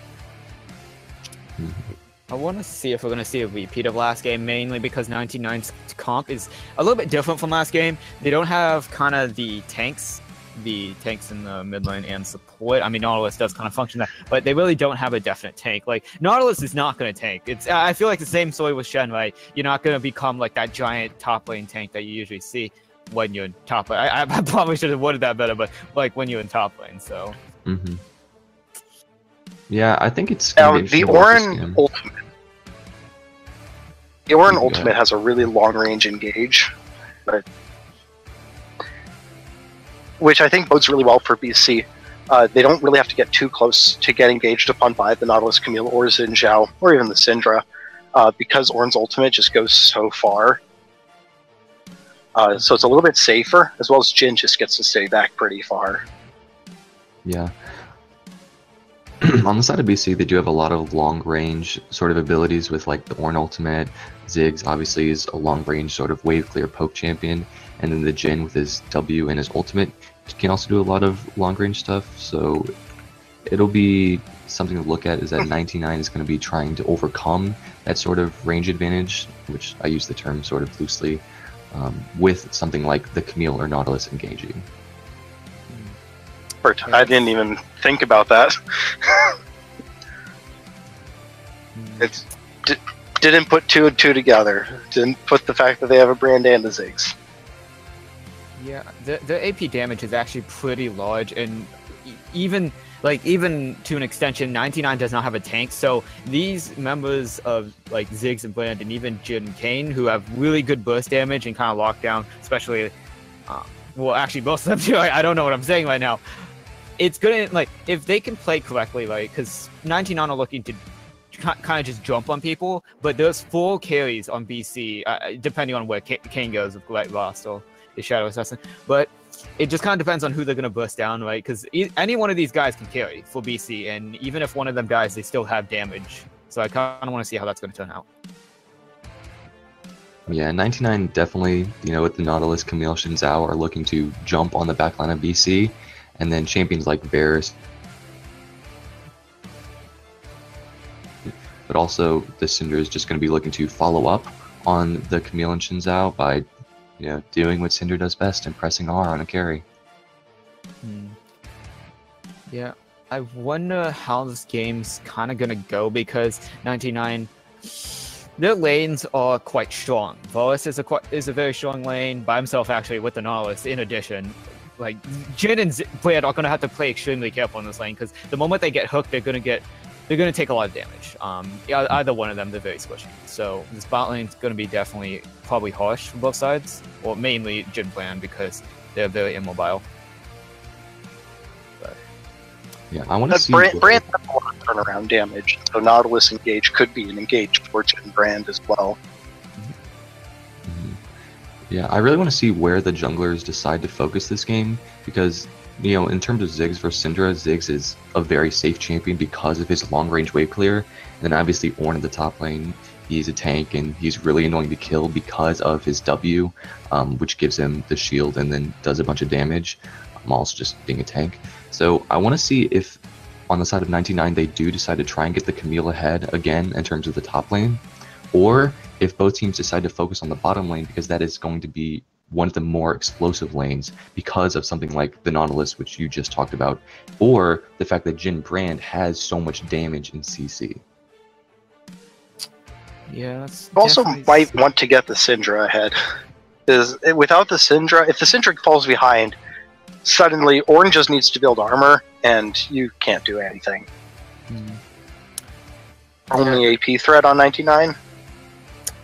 I mean, that's definitely something to think about, but like we saw last game that Get Wrecked can carry, and even harder on this Camille, he's going to be able to split push, and there's nobody on BC that can actually match the split push this time. Like, Orin will stand there and kind of look pretty, maybe take some damage, and he'll try to wave clear, but ultimately he will not be able to match the wave clear from Camille unless he buys some sort of, like, maybe Iceborne Gauntlets, Sunfire Cape, whatever. But I feel like it's really just Sinzhao and Camille are going to be the very kind of centerpieces of 99. Varus and Syndra are kind of just the add-ons. They're there for damage and trying to carry, but Sinzhao and Camille, I feel like, are going to be the main reason that 99 are going to, like, push this game to victory. Yeah. It's actually interesting that you talked about 99's only AP damage from Syndra, because, as you may or may not know, Varus has 2 builds that can go with crit or AP. I am expecting the crit build because that has been more popular as of late, but it will be interesting to see if he does actually decide to go with the AP build in terms of the bot lane on 99. Honestly, I prefer the AP build mainly just because of the raw amount of damage that it does, and also the fact that they probably need the AP damage. Like, Syndra is burst damage, but she's not consistent in her damage, especially with the change that her Q no longer, I think it does 20% more damage right now with the change. I don't know what they did to it. Can't remember off the top of my head, but Syndra does mainly burst damage. Her consistent damage is probably not enough. Like, it's one of those things where you just kind of look at it and you build, like, maybe one magic resist item and then just stop, but Varus might really just kind of dissuade that from happening, which is pretty good.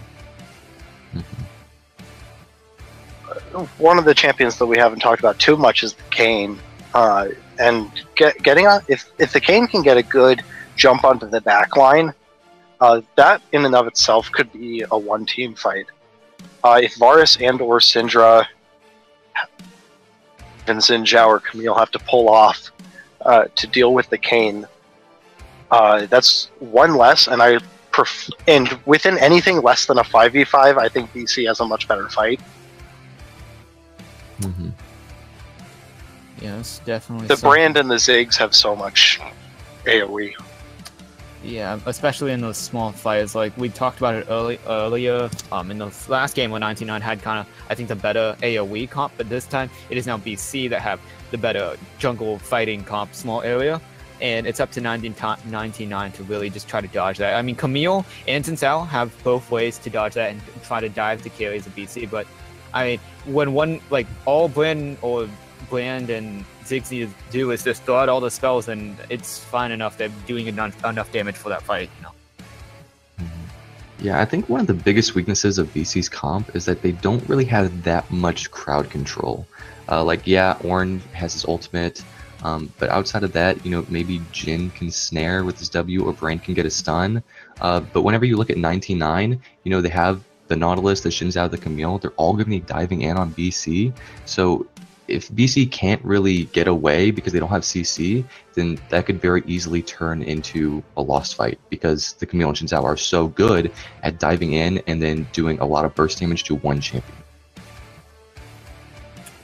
Yeah, that's actually a pretty good point on the fact that if kind of 99 do get ahead, there's very little that BC can do to stop them. They don't have lockdown. They can't really, like, lock down a target. And we might see a repeat of last game where the Irelia was running around just killing everyone, and they have no CC to stop her. And this time it's going to be maybe the Camille or maybe even the Sinzhao. So very important to watch them. But I do want to kind of ask you guys, what do you guys think overall? Who do you guys think will kind of have the lead in this game? Well, just based off of the previous game and looking at comps, I definitely think that 99 has an advantage. Though there was a lot of stuff that could have happened differently for the side of BC that could have let them win the previous game. So I think, once again, a lot of it will come down to the top lane, as far as, does the Camille get ahead, or can the Ornn just stay safe and become that late game tank that everybody knows is super annoying to play against. I'm going to give it to 99 as well. I think last game they proved that they are considerably better at execution, especially of something like a Camille carry top laner. Much better at executing it than BC. However, I really like BC's composition a whole lot more. I like the Ornn in the top lane. I think Ziggs can get a lead on the Syndra. And I think Ornn can not fall super far behind. So, I'm going to give it to 99, but I'm hopeful for BC. Yeah, that they're going to put us to a game 3. We'll have to see that if BC can actually bring them back. But as for me, I this one's a little bit hard, mainly due to the fact that I'm a pretty big fan of Ziggs and Jin, and even Owen to an extent. I'm really a big fan of those champions, and I love watching players play it. So this one's hard for me, but I do think like 99 have the advantage, especially going off last game with the momentum. But BC's comp, for me and like my heart, I feel like they have the better team comp. So I'm kind of mixed right now, but I just. Yeah, that is something to talk about, is that the momentum from last game. I'm sort of wondering what the morale and mindset is on the players of BC, considering the fact that they did sort of get steamrolled. It was like a 24-minute win, I believe. They had a bunch of disconnects, obviously, and then a lot of their players were just dying constantly to the Aurelia. So it will be interesting to see if their mindset is in the right place, or if they're going to be like tilted or maybe too afraid to make plays that could win them the game. Well, also, I think Kane can actually answer the clear speed of the Xin Zhao. So I don't know if 99's jungler is going to be able to get off all those early ganks that he did on the Graves last game, at least without getting a response from the Kane. I think the Kane gives a lot more opportunity for it to not just be a 2 versus 1 in the top lane. Both junglers have a pretty good clear speed. I might even say Kane has a faster one than Xin Zhao, or at least a healthier one. But yeah, I mean, I've seen Kane in the new jungle, and he does fare really well into the new jungle. Like it didn't really affect him, mainly just because he was made for the jungle. So I do think it's going to be very interesting to see, but I do think Xin Zhao has the early game advantage, mainly probably because he's going to take the Plessy attack, which unless Xin Zhao walks up to Kane with low HP, Kane is probably not going to be able to, I guess, damage through all of Xin Zhao's HP. So I do think Xin Zhao has kind of the early game advantage, but in the 2v2, especially, Xin Zhao and Camille will beat Ornn and Kane. There's no doubt about that. That's the problem. Yeah, but I think Ornn and Kane can avoid dying to the Xin Camille, which is more than they could last game. Yeah, definitely. Where Graves would die before the Sejuani was even on that side of the jungle.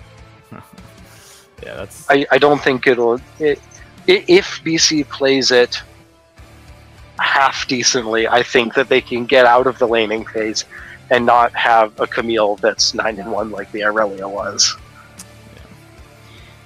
Yeah, the Ornn and Kane definitely can avoid getting killed, but it is important to realize that in the early game, that's when tanks are the most vulnerable most of the time, because they don't have their items, and so they're the least likely to survive a bunch of burst damage, which Xin Zhao and Camille, they have a lot of CC, and in together they can do a lot of damage. So if we see Ryun playing disrespectfully again in the top lane, then that could just turn into another snowball.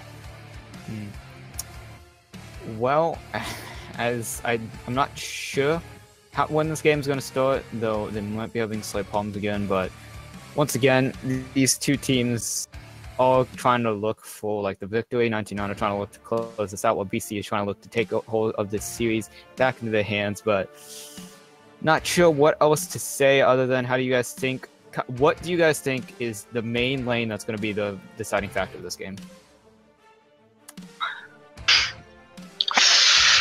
Ooh. Honestly, After laning phase. Alright, so Yeah, you more or go. less.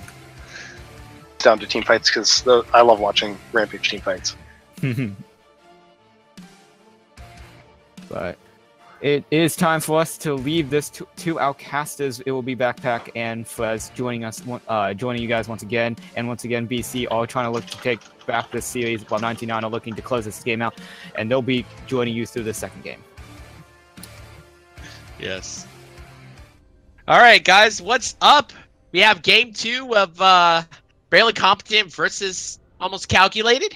So, Almost Calculated did take the first game, and let's see if, Barely Competent is able to bring it back this game. But I think me and Frez were talking, and we were like, we're not really feeling their comp too much. But I don't know, I'm not really feeling Almost Calculated's comps too much either. Like they don't have a tank. The only tank they have is Nautilus, Exactly. And it's support Nautilus, so he's really not going to be that tanky. So, yeah, I was a little bit. I'm looking at both these comps and I'm thinking, like both these comps are trying to do a lot. Like you have the comp for almost calculated is blue side, correct? Yes. Right. So yeah, you have the comp for barely competent, where they have a lot of they have a little pretty good team fight between Orange and Brand, you know, but then they also have like a lot of like siege potential with Ziggs and Jin as well. Where if we look at the side of if we look at the side of almost calculated, we got a lot of pick potential. We have the Varusar, we have the Syndra E that catch people, we have the Camille, we have Nautilus' entire kit. So I definitely feel like barely competent has the more superior team fight, but if almost calculated plays to their maximum pick potential, I definitely think they can run away with this game again. I mean, they might have a little bit of pick potential in this mid lane. Xin Zhao trying to set up for a gank, went from his red straight to his mid, and here he goes. He's going right on a Nezergy, but he's just able to get that flash away. So actually, Different Cats might actually be in a little bit of trouble. He might be getting collapsed here as Kane has a little bit more EXP than him, going Raptors to red, but looks like everybody's just going to be going back to their respective jungles. I think Kane is actually trying to get a little bit of engage off, and yeah, they will actually be finding themselves in the jungle. Let's see who is able to go win this. Derpy Cat's winning this. The slide on the Scuttler. Well, you didn't need to the help when he can, but Get Wrecked is here, and the tactical sweep getting first blood. Again, for almost calculated. Actually, Brandon's actually in a little bit of trouble. Daniel Flirt's able to stop for a little bit, but the Ignite is ticking down on Golf Supremacist. I think he will be fine, and he will be. So, wow.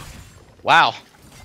So they say history repeats itself, and we're already starting to see the snowball begin on Get Wrecked. So I'd really like to see Derpy Cats try to play off Get Wrecked in the top lane, try to camp that ward, do exactly what he did last time. See if he's going to pay attention to the map. See if he's already got a ward down, we see that. But is he going to be paying attention to where his ward is, or is he just going to be focused on the CS? Yeah, I mean, he is in a big wave right now, but nobody is going to be ganking him, so he should be fine for the time being. But that was very, very greedy from Amud, and actually an Anchor is going to be getting on a Biologist. And the root going to be hitting as well. The Piercing Arrow not going to be able to get it, but the Hail of Arrows does! As the Key is able to pick up a kill in that bot lane for almost calculated. Yeah, we talked about how much pick potential almost calculated has, and just right there we saw Jin alone. Brandon was backed because he wasn't in lane. So Jin being alone, he's not able to play that far up, especially when like he doesn't need to. He has the range. He's got the oh no! Yep, history repeats itself. Here we go. Top lagging, and that's going to be on the side of almost calculated this time. Wait a minute! Oh my! So it's not barely competent. Like woo! Let's go, boys. Let's go. So I want to talk a little bit about that jungle invade from a mutt. That was extremely greedy because Syndra had mid priority on Nezergy, and I mean, Kane really honestly just did not need to be there. Exactly. When your mid laner is not pushing their mid laner, and not to mention Xin Zhao can completely 1v1 Kane early. There's no question about it. There's not really a reason for him to invade there, and he almost got out there, which is really, really concerning because Derpy Cats, instead of going for that final blow on the auto attack, he started kiting towards the Scuttlecraft to smite. No, he was getting he was just getting the help, dude. He was scared. I mean, honestly, like he would have been fine. Like literally, one auto, Kane would have died. But exactly, I guess he just really did not. Sorry, I guess. Yeah, better safe than sorry. I mean, they got the kill anyway. You got it onto the Camille, which is exactly who you want it to be on. Exactly. Considering how, yeah, exactly. Considering how last game went. I mean, Camille has been pushing this entire time, and she's still up in CS. Like, yeah, exactly. See Orange shoving in the lane as fast as he can, but he's just not last hitting. We see Camille going to the jungle. Orange didn't follow into the jungle, and despite Camille being out of lane, Ryan isn't really CSing that well, and that could be a very, very, very big concern, especially when you're against a very snowballing matchup. You're not going to be getting as many kills, and you kind of got to rely on that CS. Yeah, you will have to rely on that CS. I mean, especially against a Camille. I mean, a Camille is just so good at scaling up, but actually, Ryan might be in a little bit of trouble, so Hookshot is going to be able to get onto him, tactical sweep to get that slowdown, but Ryan had to flash away. The Spear is able to get that slowdown, but nothing more is going to be happening here. Just a little bit of Aftershock proc, nothing much, but Ryan finally able to get out of a gank for once. Yeah, and then we see the Kane starting to counter jungle the Xin Zhao as soon as he's spotted top lane. So, but that's typically what you want to do when you're Brand! Gang. Not like this. The heal is going down, but actually Brand got the ignite down, and actually Gulf Supremacist might be able to live because he got the level up. The long con for Brand is he had to blow both sums.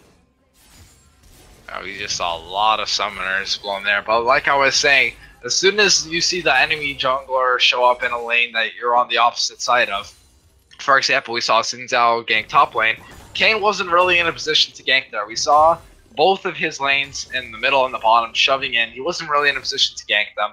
So typically what you want to do is that you want to end up taking camps away from their jungler. Since you know he's not going to be there, you want to at least get something from him since he can't be there for that gank. And Xin Zhao was not able to capitalize on that gank, and then Kane ended up getting free camps from it. Yep.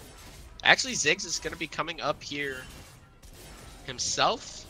But interesting, but Warren doesn't have mana.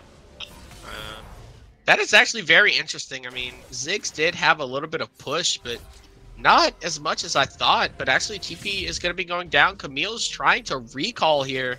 I think she might actually be able to get the Searing Charge, and actually, the Bellows Breath cancels it as Nezuji is able to get himself a kill, finally.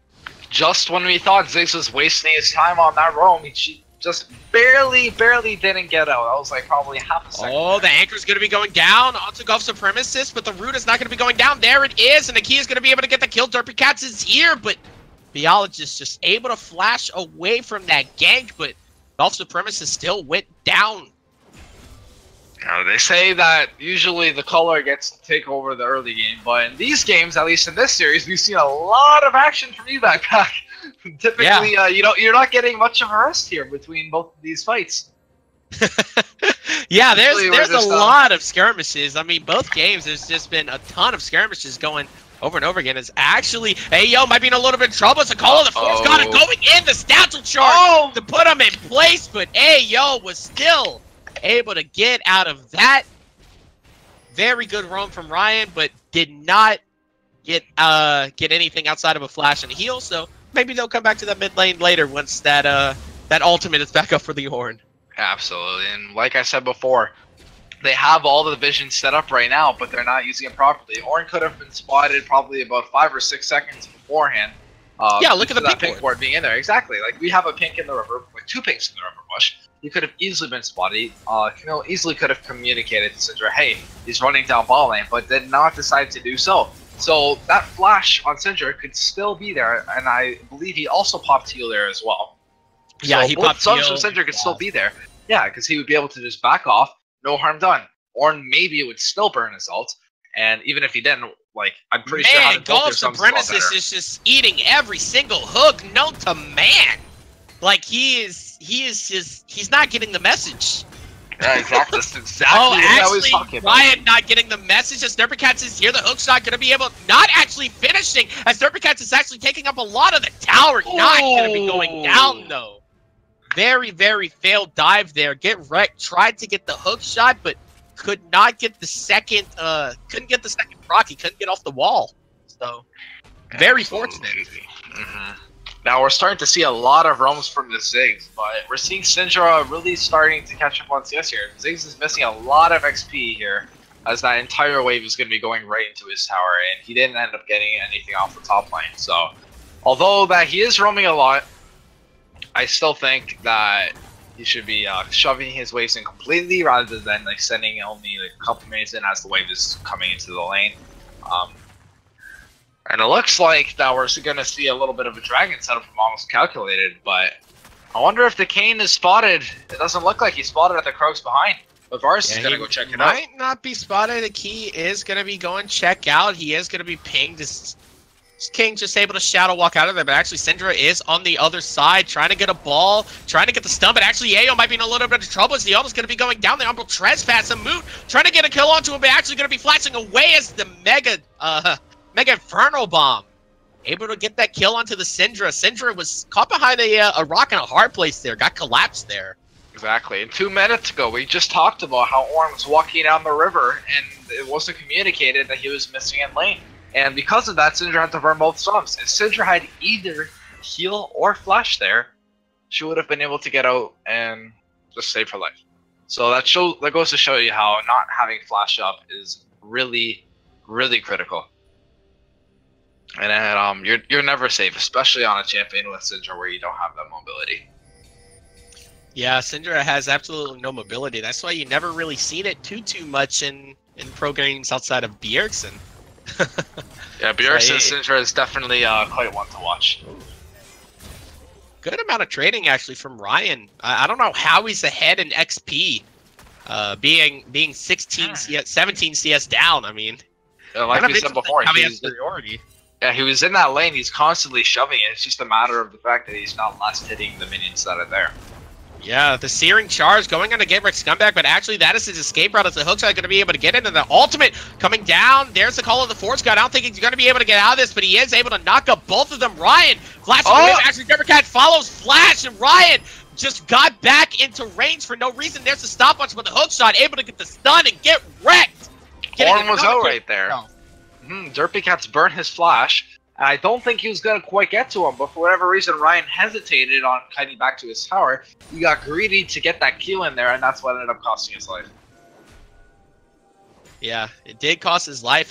He was going to be out. He was fine, but he went back into range. I think he tried to get a Bella's Breath proc in, but maybe he was on cooldown. That has happened. Like, you try to walk up to try to do an ability, and you walk up, and you're like, oh, wait, I shouldn't be here.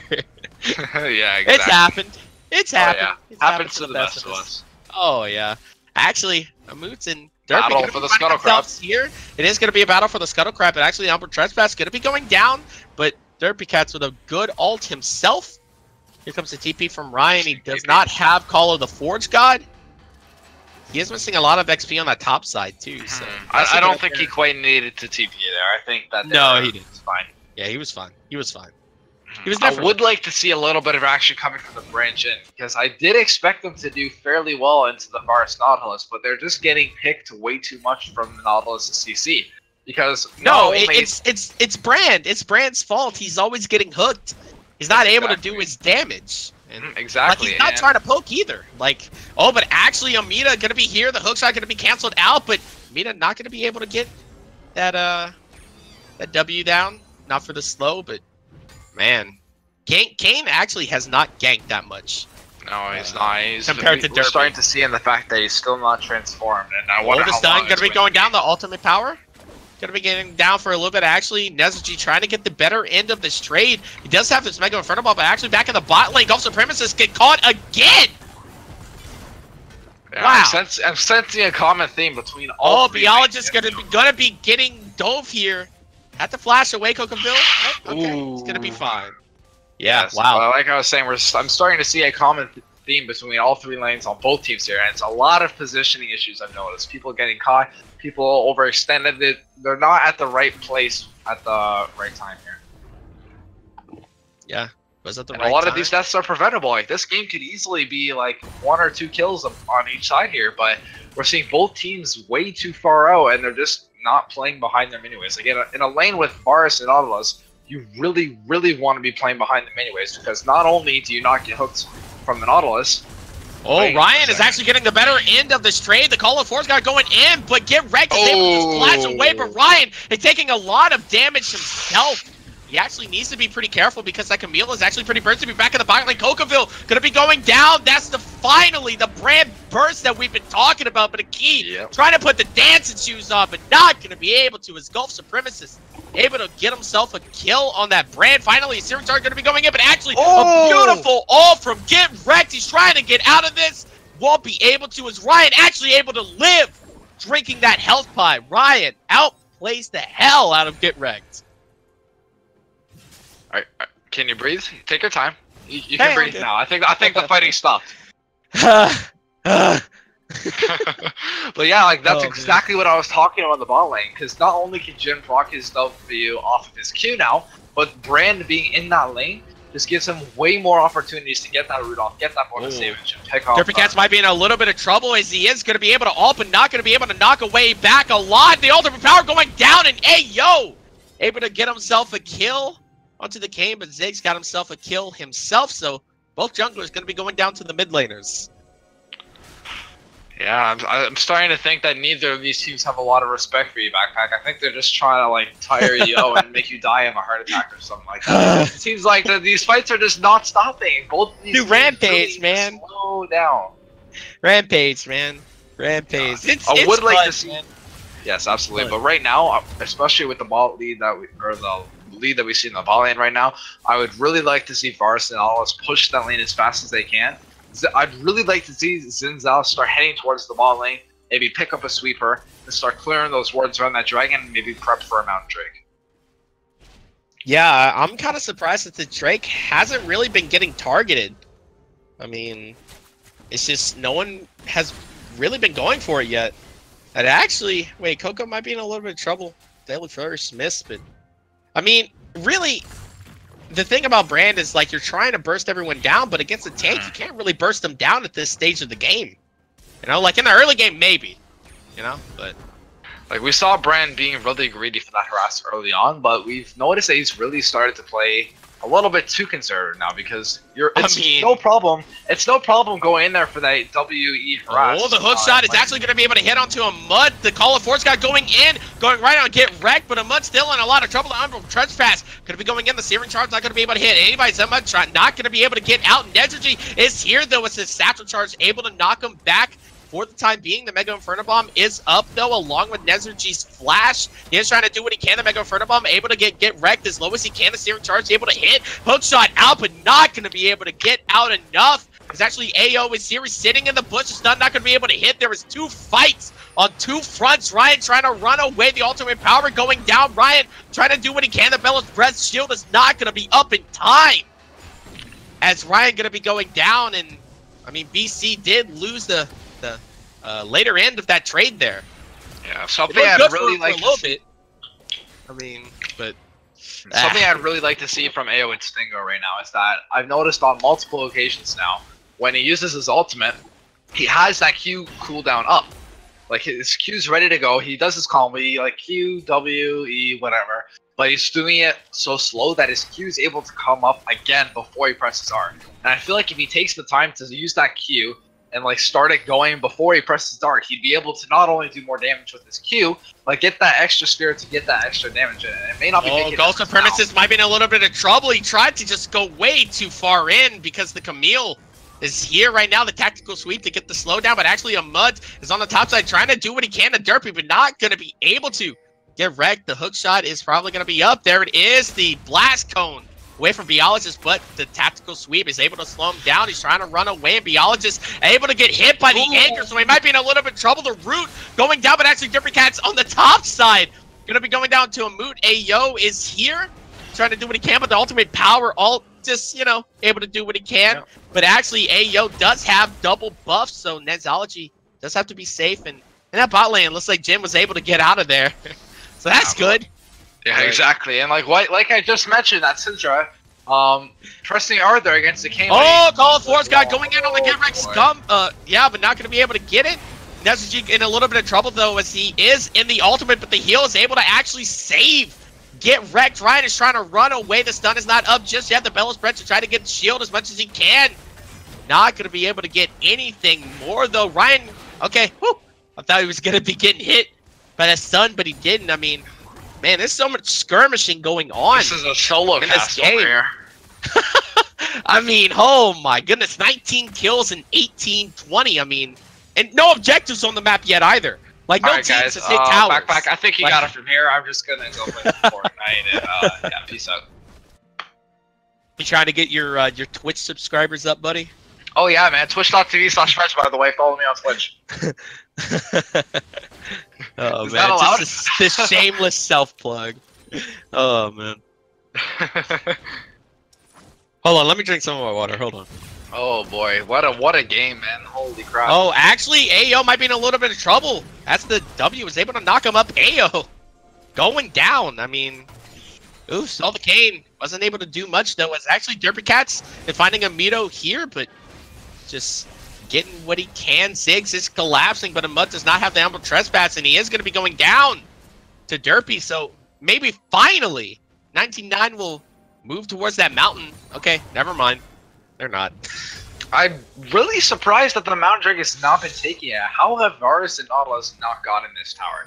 They're so far ahead. Varus is 4-1. That tower has not even a quarter of its health gone. Not even a quarter, let alone the fact that it should be gone already. But the fact that it's that healthy and that Jin and Brand almost have that tower is just absurd. They need to shove that lane as fast as they can, get Xin Zhao going for that Earth Drake, and then they can be there to help if needed. Xin Zhao should be able to solo that no problem. Yeah, he can definitely solo that Mountain Drake. I mean, with the cane down, you thought, you know, yeah, it's time to go Mountain Drake, but they didn't. And oh man, Scuttle Crab buffs, you gotta go for that first. yeah, you gotta go for the Scuttle Crab. That's what's Scuttle Crab is the new Baron. Actually, the top laners are getting in a little bit of a fight here with Ryan. Not taking the better end of that trade. He does have TP, so he can TP back to lane if so pleases, but it's not a good sign that he's losing it. He rushed Deadman's Blade. I'm pretty sure that's not what you rush. But I wouldn't really rush that into Camille. Oh, actually, Chain of Corruption able to hit onto a Mudu. See if he's trying to get out of here. The Send just done. Able to do what he can, but the ultimate power able to just absolutely wipe him out as Nezuji trying to do what he can on the backside. He is able to get a kill onto a key. He did flash over the wall, but actually Derpy Cats is there waiting for him. Here comes the curtain call. Not going to be able to shut down the curtains on anybody on 19-9, except for a key. But, I mean, they did get the Mountain Drake, so it's worth. Absolutely. And with the score being 15-10 right now, we see a 6K gold lead in favor of Almost Calculated. Not only do they buy more kills. Wow. Yeah, 6K. Like it's in a game that's a beautiful anchor from Cocoville. The root gonna be going down. AO not gonna be able to do. Are they going to Graves for this though? Yeah, I actually thought they were gonna try to dive that. I guarantee you, if Derpy had flash up, he would have won for it. 100%. Yeah, that's a Derpy thing to do, right? Yeah. Actually, Moot might be in a little bit of trouble. He's 2 levels down on Derpy. You don't want to fight that when you're 2 levels down. He's got to realize I mean, his team is behind him, but it's just a little bit too much. I mean, it is a 4v3 though, so the team is here receiving charge to knock both of them up as Nezuji able to get himself a double kill, but Syndra is able to just run away. The Call of the Forge God is not up yet. There is no more engage coming from the side of BC, so they just have to back off here and take what they can. What looked like to be such a favorable fight for Almost Calculated there. What almost was calculated there turned out not to be so calculated, as we saw the Kane 2 levels behind the Xin Zhao. We almost thought for sure he would have just been solo killed, let alone before his team came. And then not only was the team there for Barely Competent, but the team was also there for Almost Calculated. So I thought for sure that Almost Calculated was going to get away with that fight, but somehow Barely Competent was able to turn that around. Oh, Gulf Supremacist went way too far up again and got caught out again. The Call of Force God able to knock up, get wrecked, and he's trying to run away, but Jin not going to be going down. Ryan able to get himself a kill. So 1 for 1. But man, that Camille does a lot of damage for 2 and 4. It's absolutely. It's all on the Triforce team out. When you have that much damage coming in, not only with your Triforce because you got the Sheen, but the team after that auto attack reset, you have so many auto attacks in there. You got your normal one, then you got your Q, then you got your team out between that, and then you got your power Q that does true damage in there. You're just doing so much damage, and that's part of why she's such a great split pusher. I'd really like to see her in the bot lane right now trying to get that tier 1, because not only is she just stacking AD to do a lot of auto damage to turrets, she gets that reset on her Q, and the true damage from her Q champions actually procs on turrets as well. And that's what makes her such a great split pusher, and definitely way better than Ornn would be. Oh yeah, I mean, I'm not entirely sure how Ornn in the side of Barely Competent is able to handle a Camille in the mid to late game trying to split push against them. I mean, it is definitely going to be tough, but, you know, it's definitely not impossible. So, dude, this... I got to give props to this this E-Sub Nezuji. I mean, he's doing very well, but actually Quite in the a little bit of trouble. Derpy Cat's trying to do what he can, but actually Saddle Walk out. Golf Supremacist is here, but he found himself on the wrong side of the map, but actually Nezuji is able to get himself another kill. And Biologist just on the top side of the map, just 1v1 and get wrecked, and it's about to be over. There it is. Okay. So now back to the bot lane. The Corrupting Arrow able to do what he can, but actually... Red buff. I mean, a move, Derpy, the flash! Red buff. Yeah, Derpy. Flash, but he's in a little bit of trouble. Satchel charge. Nezuji trying to run away, but not going to be able to. With Derpy Cats is able to pick up the bounty, and Derpy Cats 2 levels on. 2 levels ahead. So Derpy Cats might actually be able to outplay this. The Call of Forge Guide is coming in, but the Pillar able to get that kill. So Derpy Cats did what he could, but I mean, yeah, it's definitely worth. Well, look, to be such a poor play on Derpy Cats flashing in like that, it's almost nothing. He was able to not only take down Nezuji, but the fact that Nezuji was 8-1, that's so much shutdown gold for the team. And when you already have a 6k gold lead, that just adds the salt to there. That just gets them even way farther ahead. Not only gets Nezuji, but because he has 2 levels on the Kayn, he's able to get him as well. And then ends up dying to the Ornn Brand later on, but with Brand being 2-6, I don't think a kill on Brand is that big of a deal. This is the weirdest macro because Biologist, this is the second time he's up in this top lane. Like, he got 1v1 once. He went back up there by himself again and got 1v1 again. Fool me once, what shame do you know? on you. Fool me twice, what shame do you on know? me. Yeah. Fool me one time, shame There on is. you. But actually, Right, a into the move. combo, And, right? oh, he actually canceled out that ultimate power with the beautiful Humble Trespass. He's actually doing a lot of damage. Nezuji is here. The Mega Inferno Bomb not up, though. He's trying to satchel charge, and the Shadow Walk not going to be able to close too much distance, but the team is here and able to get that knockup as Ryan able to pick himself up another kill as Varus and Nautilus is on the bot side just split pushing. Yes, absolutely. Nezuji perfectly placing those bombs there. He could have went for one of 2 options. He could have went for the confirmed hit, or he could have threw it a little bit farther ahead of the Syndra just so that she would be forced to kite back towards the team, and that's just a way better way to secure the kill. I really like that. I like the fact that it wasn't just trying to hit her, but zoning her into her team or into Nez Energy's team is just way better. Mahmoud in a little bit of trouble. He's trying to run away, but a key just way too much, way too fed. We have 39 too much kills in damage. 26 minutes. Yeah, this is a lot of fighting. That is a lot. This is a Rampage game at its core. Yeah, absolutely. And actually another Mountain Drake gonna be going down. There's surely 99 trying to do what they can with the curtain call, and the Call of Force God is coming in. The Call of Force God able to knock up 3 of them, but Gut Wreck is in the backline just doing what he can. The Golf Supremacy, he's gonna be going down. Nezuji trying to run away as well. He had to flash away. Couldn't even take the blast cone, and he's still gonna be going down. Ryan is doing what he can to his backline, but he's gonna be going down, and Camille is trying to get a triple kill, just running for this Jin, just chasing him down like an animal. Yeah, look at this. The hook's not going to be able to hit though, so maybe oh boy, here we go again. Kid might have actually bit off a little bit more than he can chew. The flash forward not going to be able to hit it as Kayn is able to get that kill. Yeah, he's definitely very confident in himself with the ability to kill that Jin. We saw it multiple times at the top lane, but something I want to bring our attention to was in that last fight. I do believe Nezuji could have gotten out of that fight. Now, if we take our attention towards the Tribush and the bot lane and the Dragon, he was right on that blast cone, right? And Camille was right next to him. What I really would have liked to see was instead of him flashing over the wall into the bush, I would have liked to see him flash to the other side of the blast cone, not use the maximum flash range, but just to get to that spot of the blast cone and take that blast cone away from Camille, he might have been able to escape there. Yeah, I was surprised he didn't do that. I mean, I don't know why in the world he didn't hit the blast cone. He probably would have been fine because Camille just used hook shot earlier. So yeah, he would have been fine. Now, in a game that's looking really back and forth, you see almost a 10k gold lead in favor of almost calculated 10,000 gold. Do you know what you can buy with 10,000 gold? You can get 3 islands. You can get 3 Triforces. You can do a whole ton. Imagine that. Imagine 3 Triforces on Camille right now against that Ornn. Do you realize how absurd that would be? Obviously, we can go 3 Triforces. I'll build it. Exactly. But that's just an absurd amount of gold in a game that's that much back and forth. That really goes to show you how much CSC first means. Can you buy 6 Sunfire capes though? That's the question.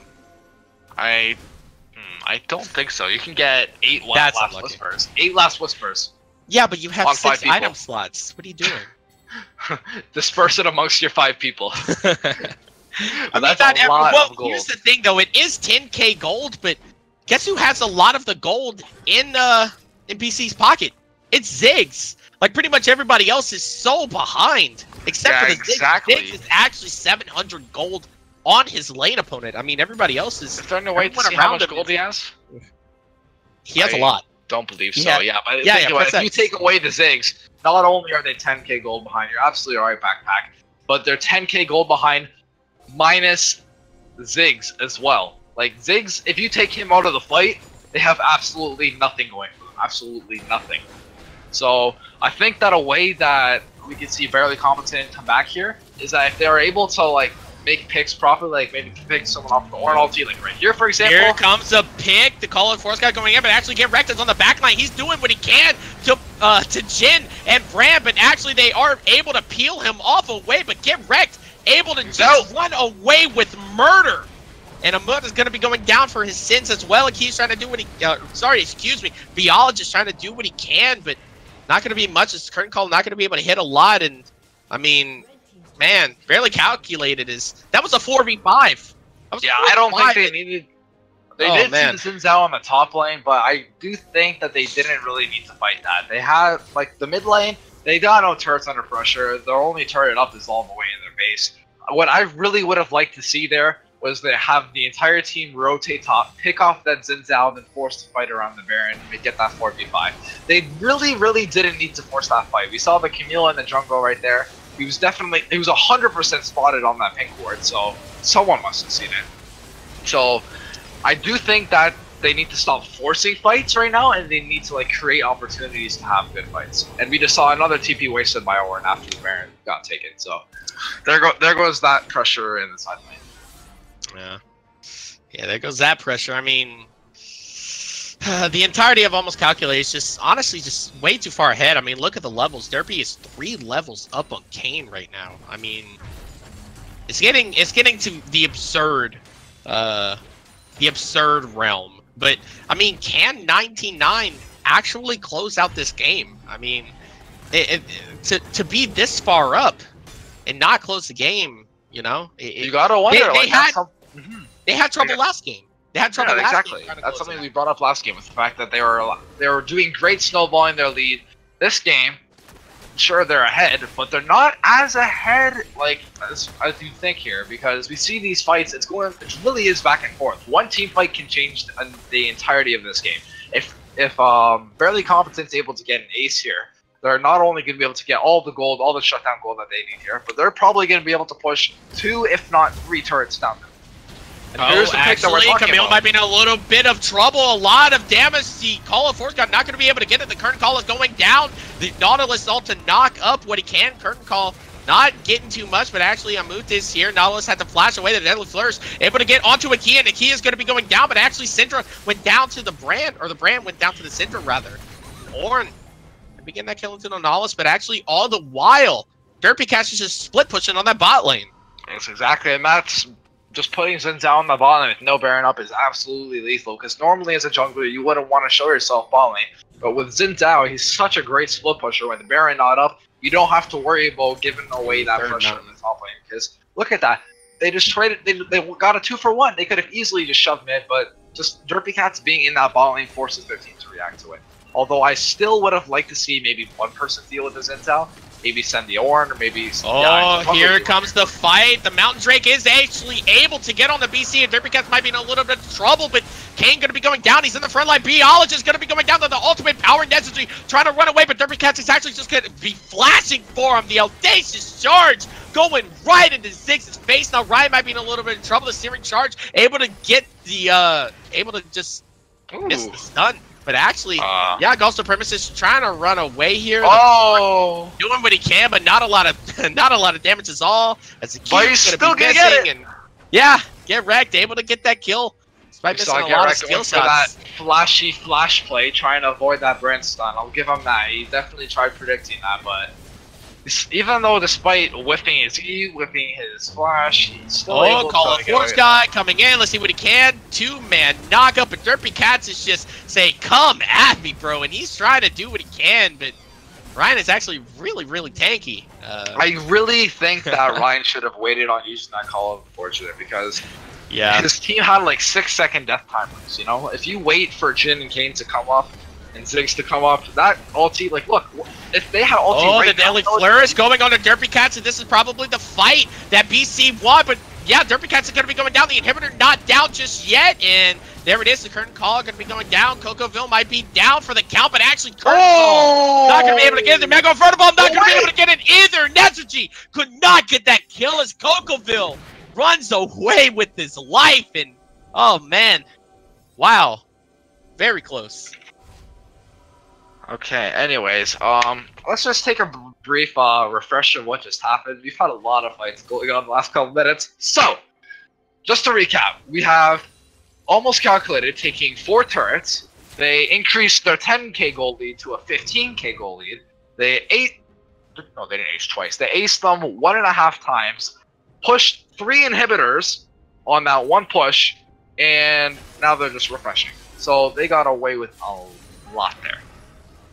And they did get away with a lot there. And actually, Ryan extremely overextended here. I mean, again, yeah, he's Gulf got... Supremacist is trying to do what he can, but he actually is spotted on a ward. The hookshot not going to be able to get it, but Direct not going to be able to do anything else.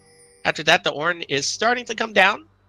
So maybe he's not as overextended. Gulf Supremacist might be in a little bit of trouble. So hookshot going to be able to get it. The pillar not going to be able to get it. And Gulf Supremacist tried to flash, but not going to be flashing away. Call of Force God able to come down, but Brand is still going to be going down. Amut is here trying to do what he can. The Bleach reach, able to get that knock up, and Nazarji gets that kill, but Gulf Supremacist dies. But I think that's honestly pretty worth this. A Cinder Spear actually just beautiful stun from Ayo. I mean, and that's just happened over and over again. Yep, this game, we're just seeing a lot of positioning issues on both sides of the team, but especially... Oh, okay, the anchor didn't hit. I mean, they have 3 inhibs. I mean, Almost Calculate can just kind of take a back seat here and watch BC's base crumble around them as they really cannot do anything. The Blaze Reach able to get that knock up on a Derpy. They're trying to do what they can, trying to clear these waves. The Humble Trespass going on Derpy, but I don't think this is what the Kane wants. The Blaze Reach able to knock up 2 of them, but he's still going to be going down. Cocoville is able to get that kill. Biology trying to do what he can, but the GA is going to be popped, and Turret is going to be going down very shortly. Biology trying to do what he can. He is actually able to get that kill, but then trying to do what he can, and actually Netsuji is able to get that kill as Jin goes down. Can Ziggs clutch it? Can Ziggs clutch it? Netsuji is trying to do what he can. He is actually able to get 1 kill, so maybe it is not the end just yet, but it's becoming closer and closer.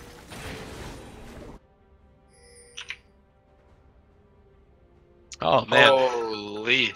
Can Netsuji, the E-sub? I think this is a game over. They can't do anything. Boy. Their Nexus is just rounding around. All supers in that. That is gonna be a good game. Going over to Almost Calculated 2-0ing, barely competent. Oh man.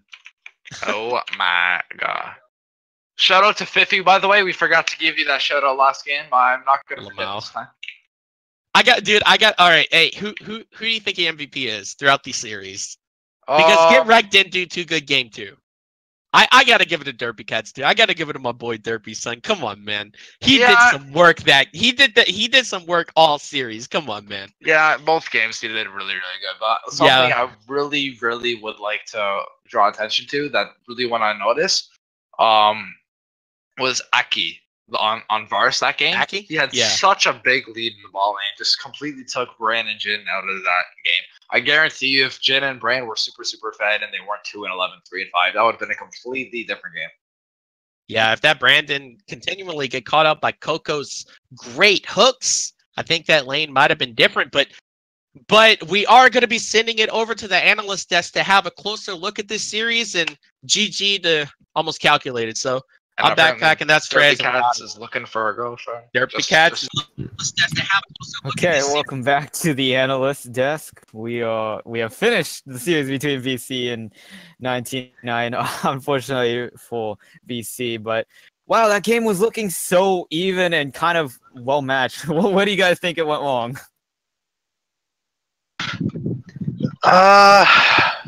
It just some bad fights. Just continually taking bad fights and just losing them. Better team fighting and better coordination, better macro from 99. Yeah, I mean, that's definitely the truth. Kind of unfortunate for BC, but we actually did see signs of life. But I mean, there was that quite unfortunate. How do you guys think that kind of like, even though we didn't see too much action in the top lane, how do you guys think that like Sindra and Camille, who didn't see much action until later in the game, kind of got ahead? I mean, the biggest thing is that Camille is a carry top, and so they're gonna have a big damage advantage, obviously, over the tank and the Ornn in the later stages of the game. So although the Ornn Camille was kind of even, as in Ornn wasn't getting killed every 2 minutes like happened in the last game for Ryan, the Camille still had a huge CS lead, and then eventually they did get that tower because of the pressure from Xin Zhao. So it was just, once again, top lane sort of helped to take over the game for 99. Well, but I definitely like the Ornn pick more than the Gangplank pick, though. It worked out way better in the laning phase, and Ryan played it really well within the fights as well. A lot of those Ornn ultimates were good. They were just too far behind, or positioning was off, and Camille got a really good flank, or both. Yeah, definitely. I mean, 99 did kind of utilize their team much better than BC, I would say. Though BC did kind of seem like they could win a few of these matches. These fights in the game. Unfortunately, they ultimately lost. But this is now the time. What do you guys think? Who do you guys think did the most out of the game? Who do you guys think is the MVP, the person who basically took this game into their hands? I'm going to give it to Derpy Cats. Like, he controlled the top lane in game one, and even got those ganks. This is the jungler for 99.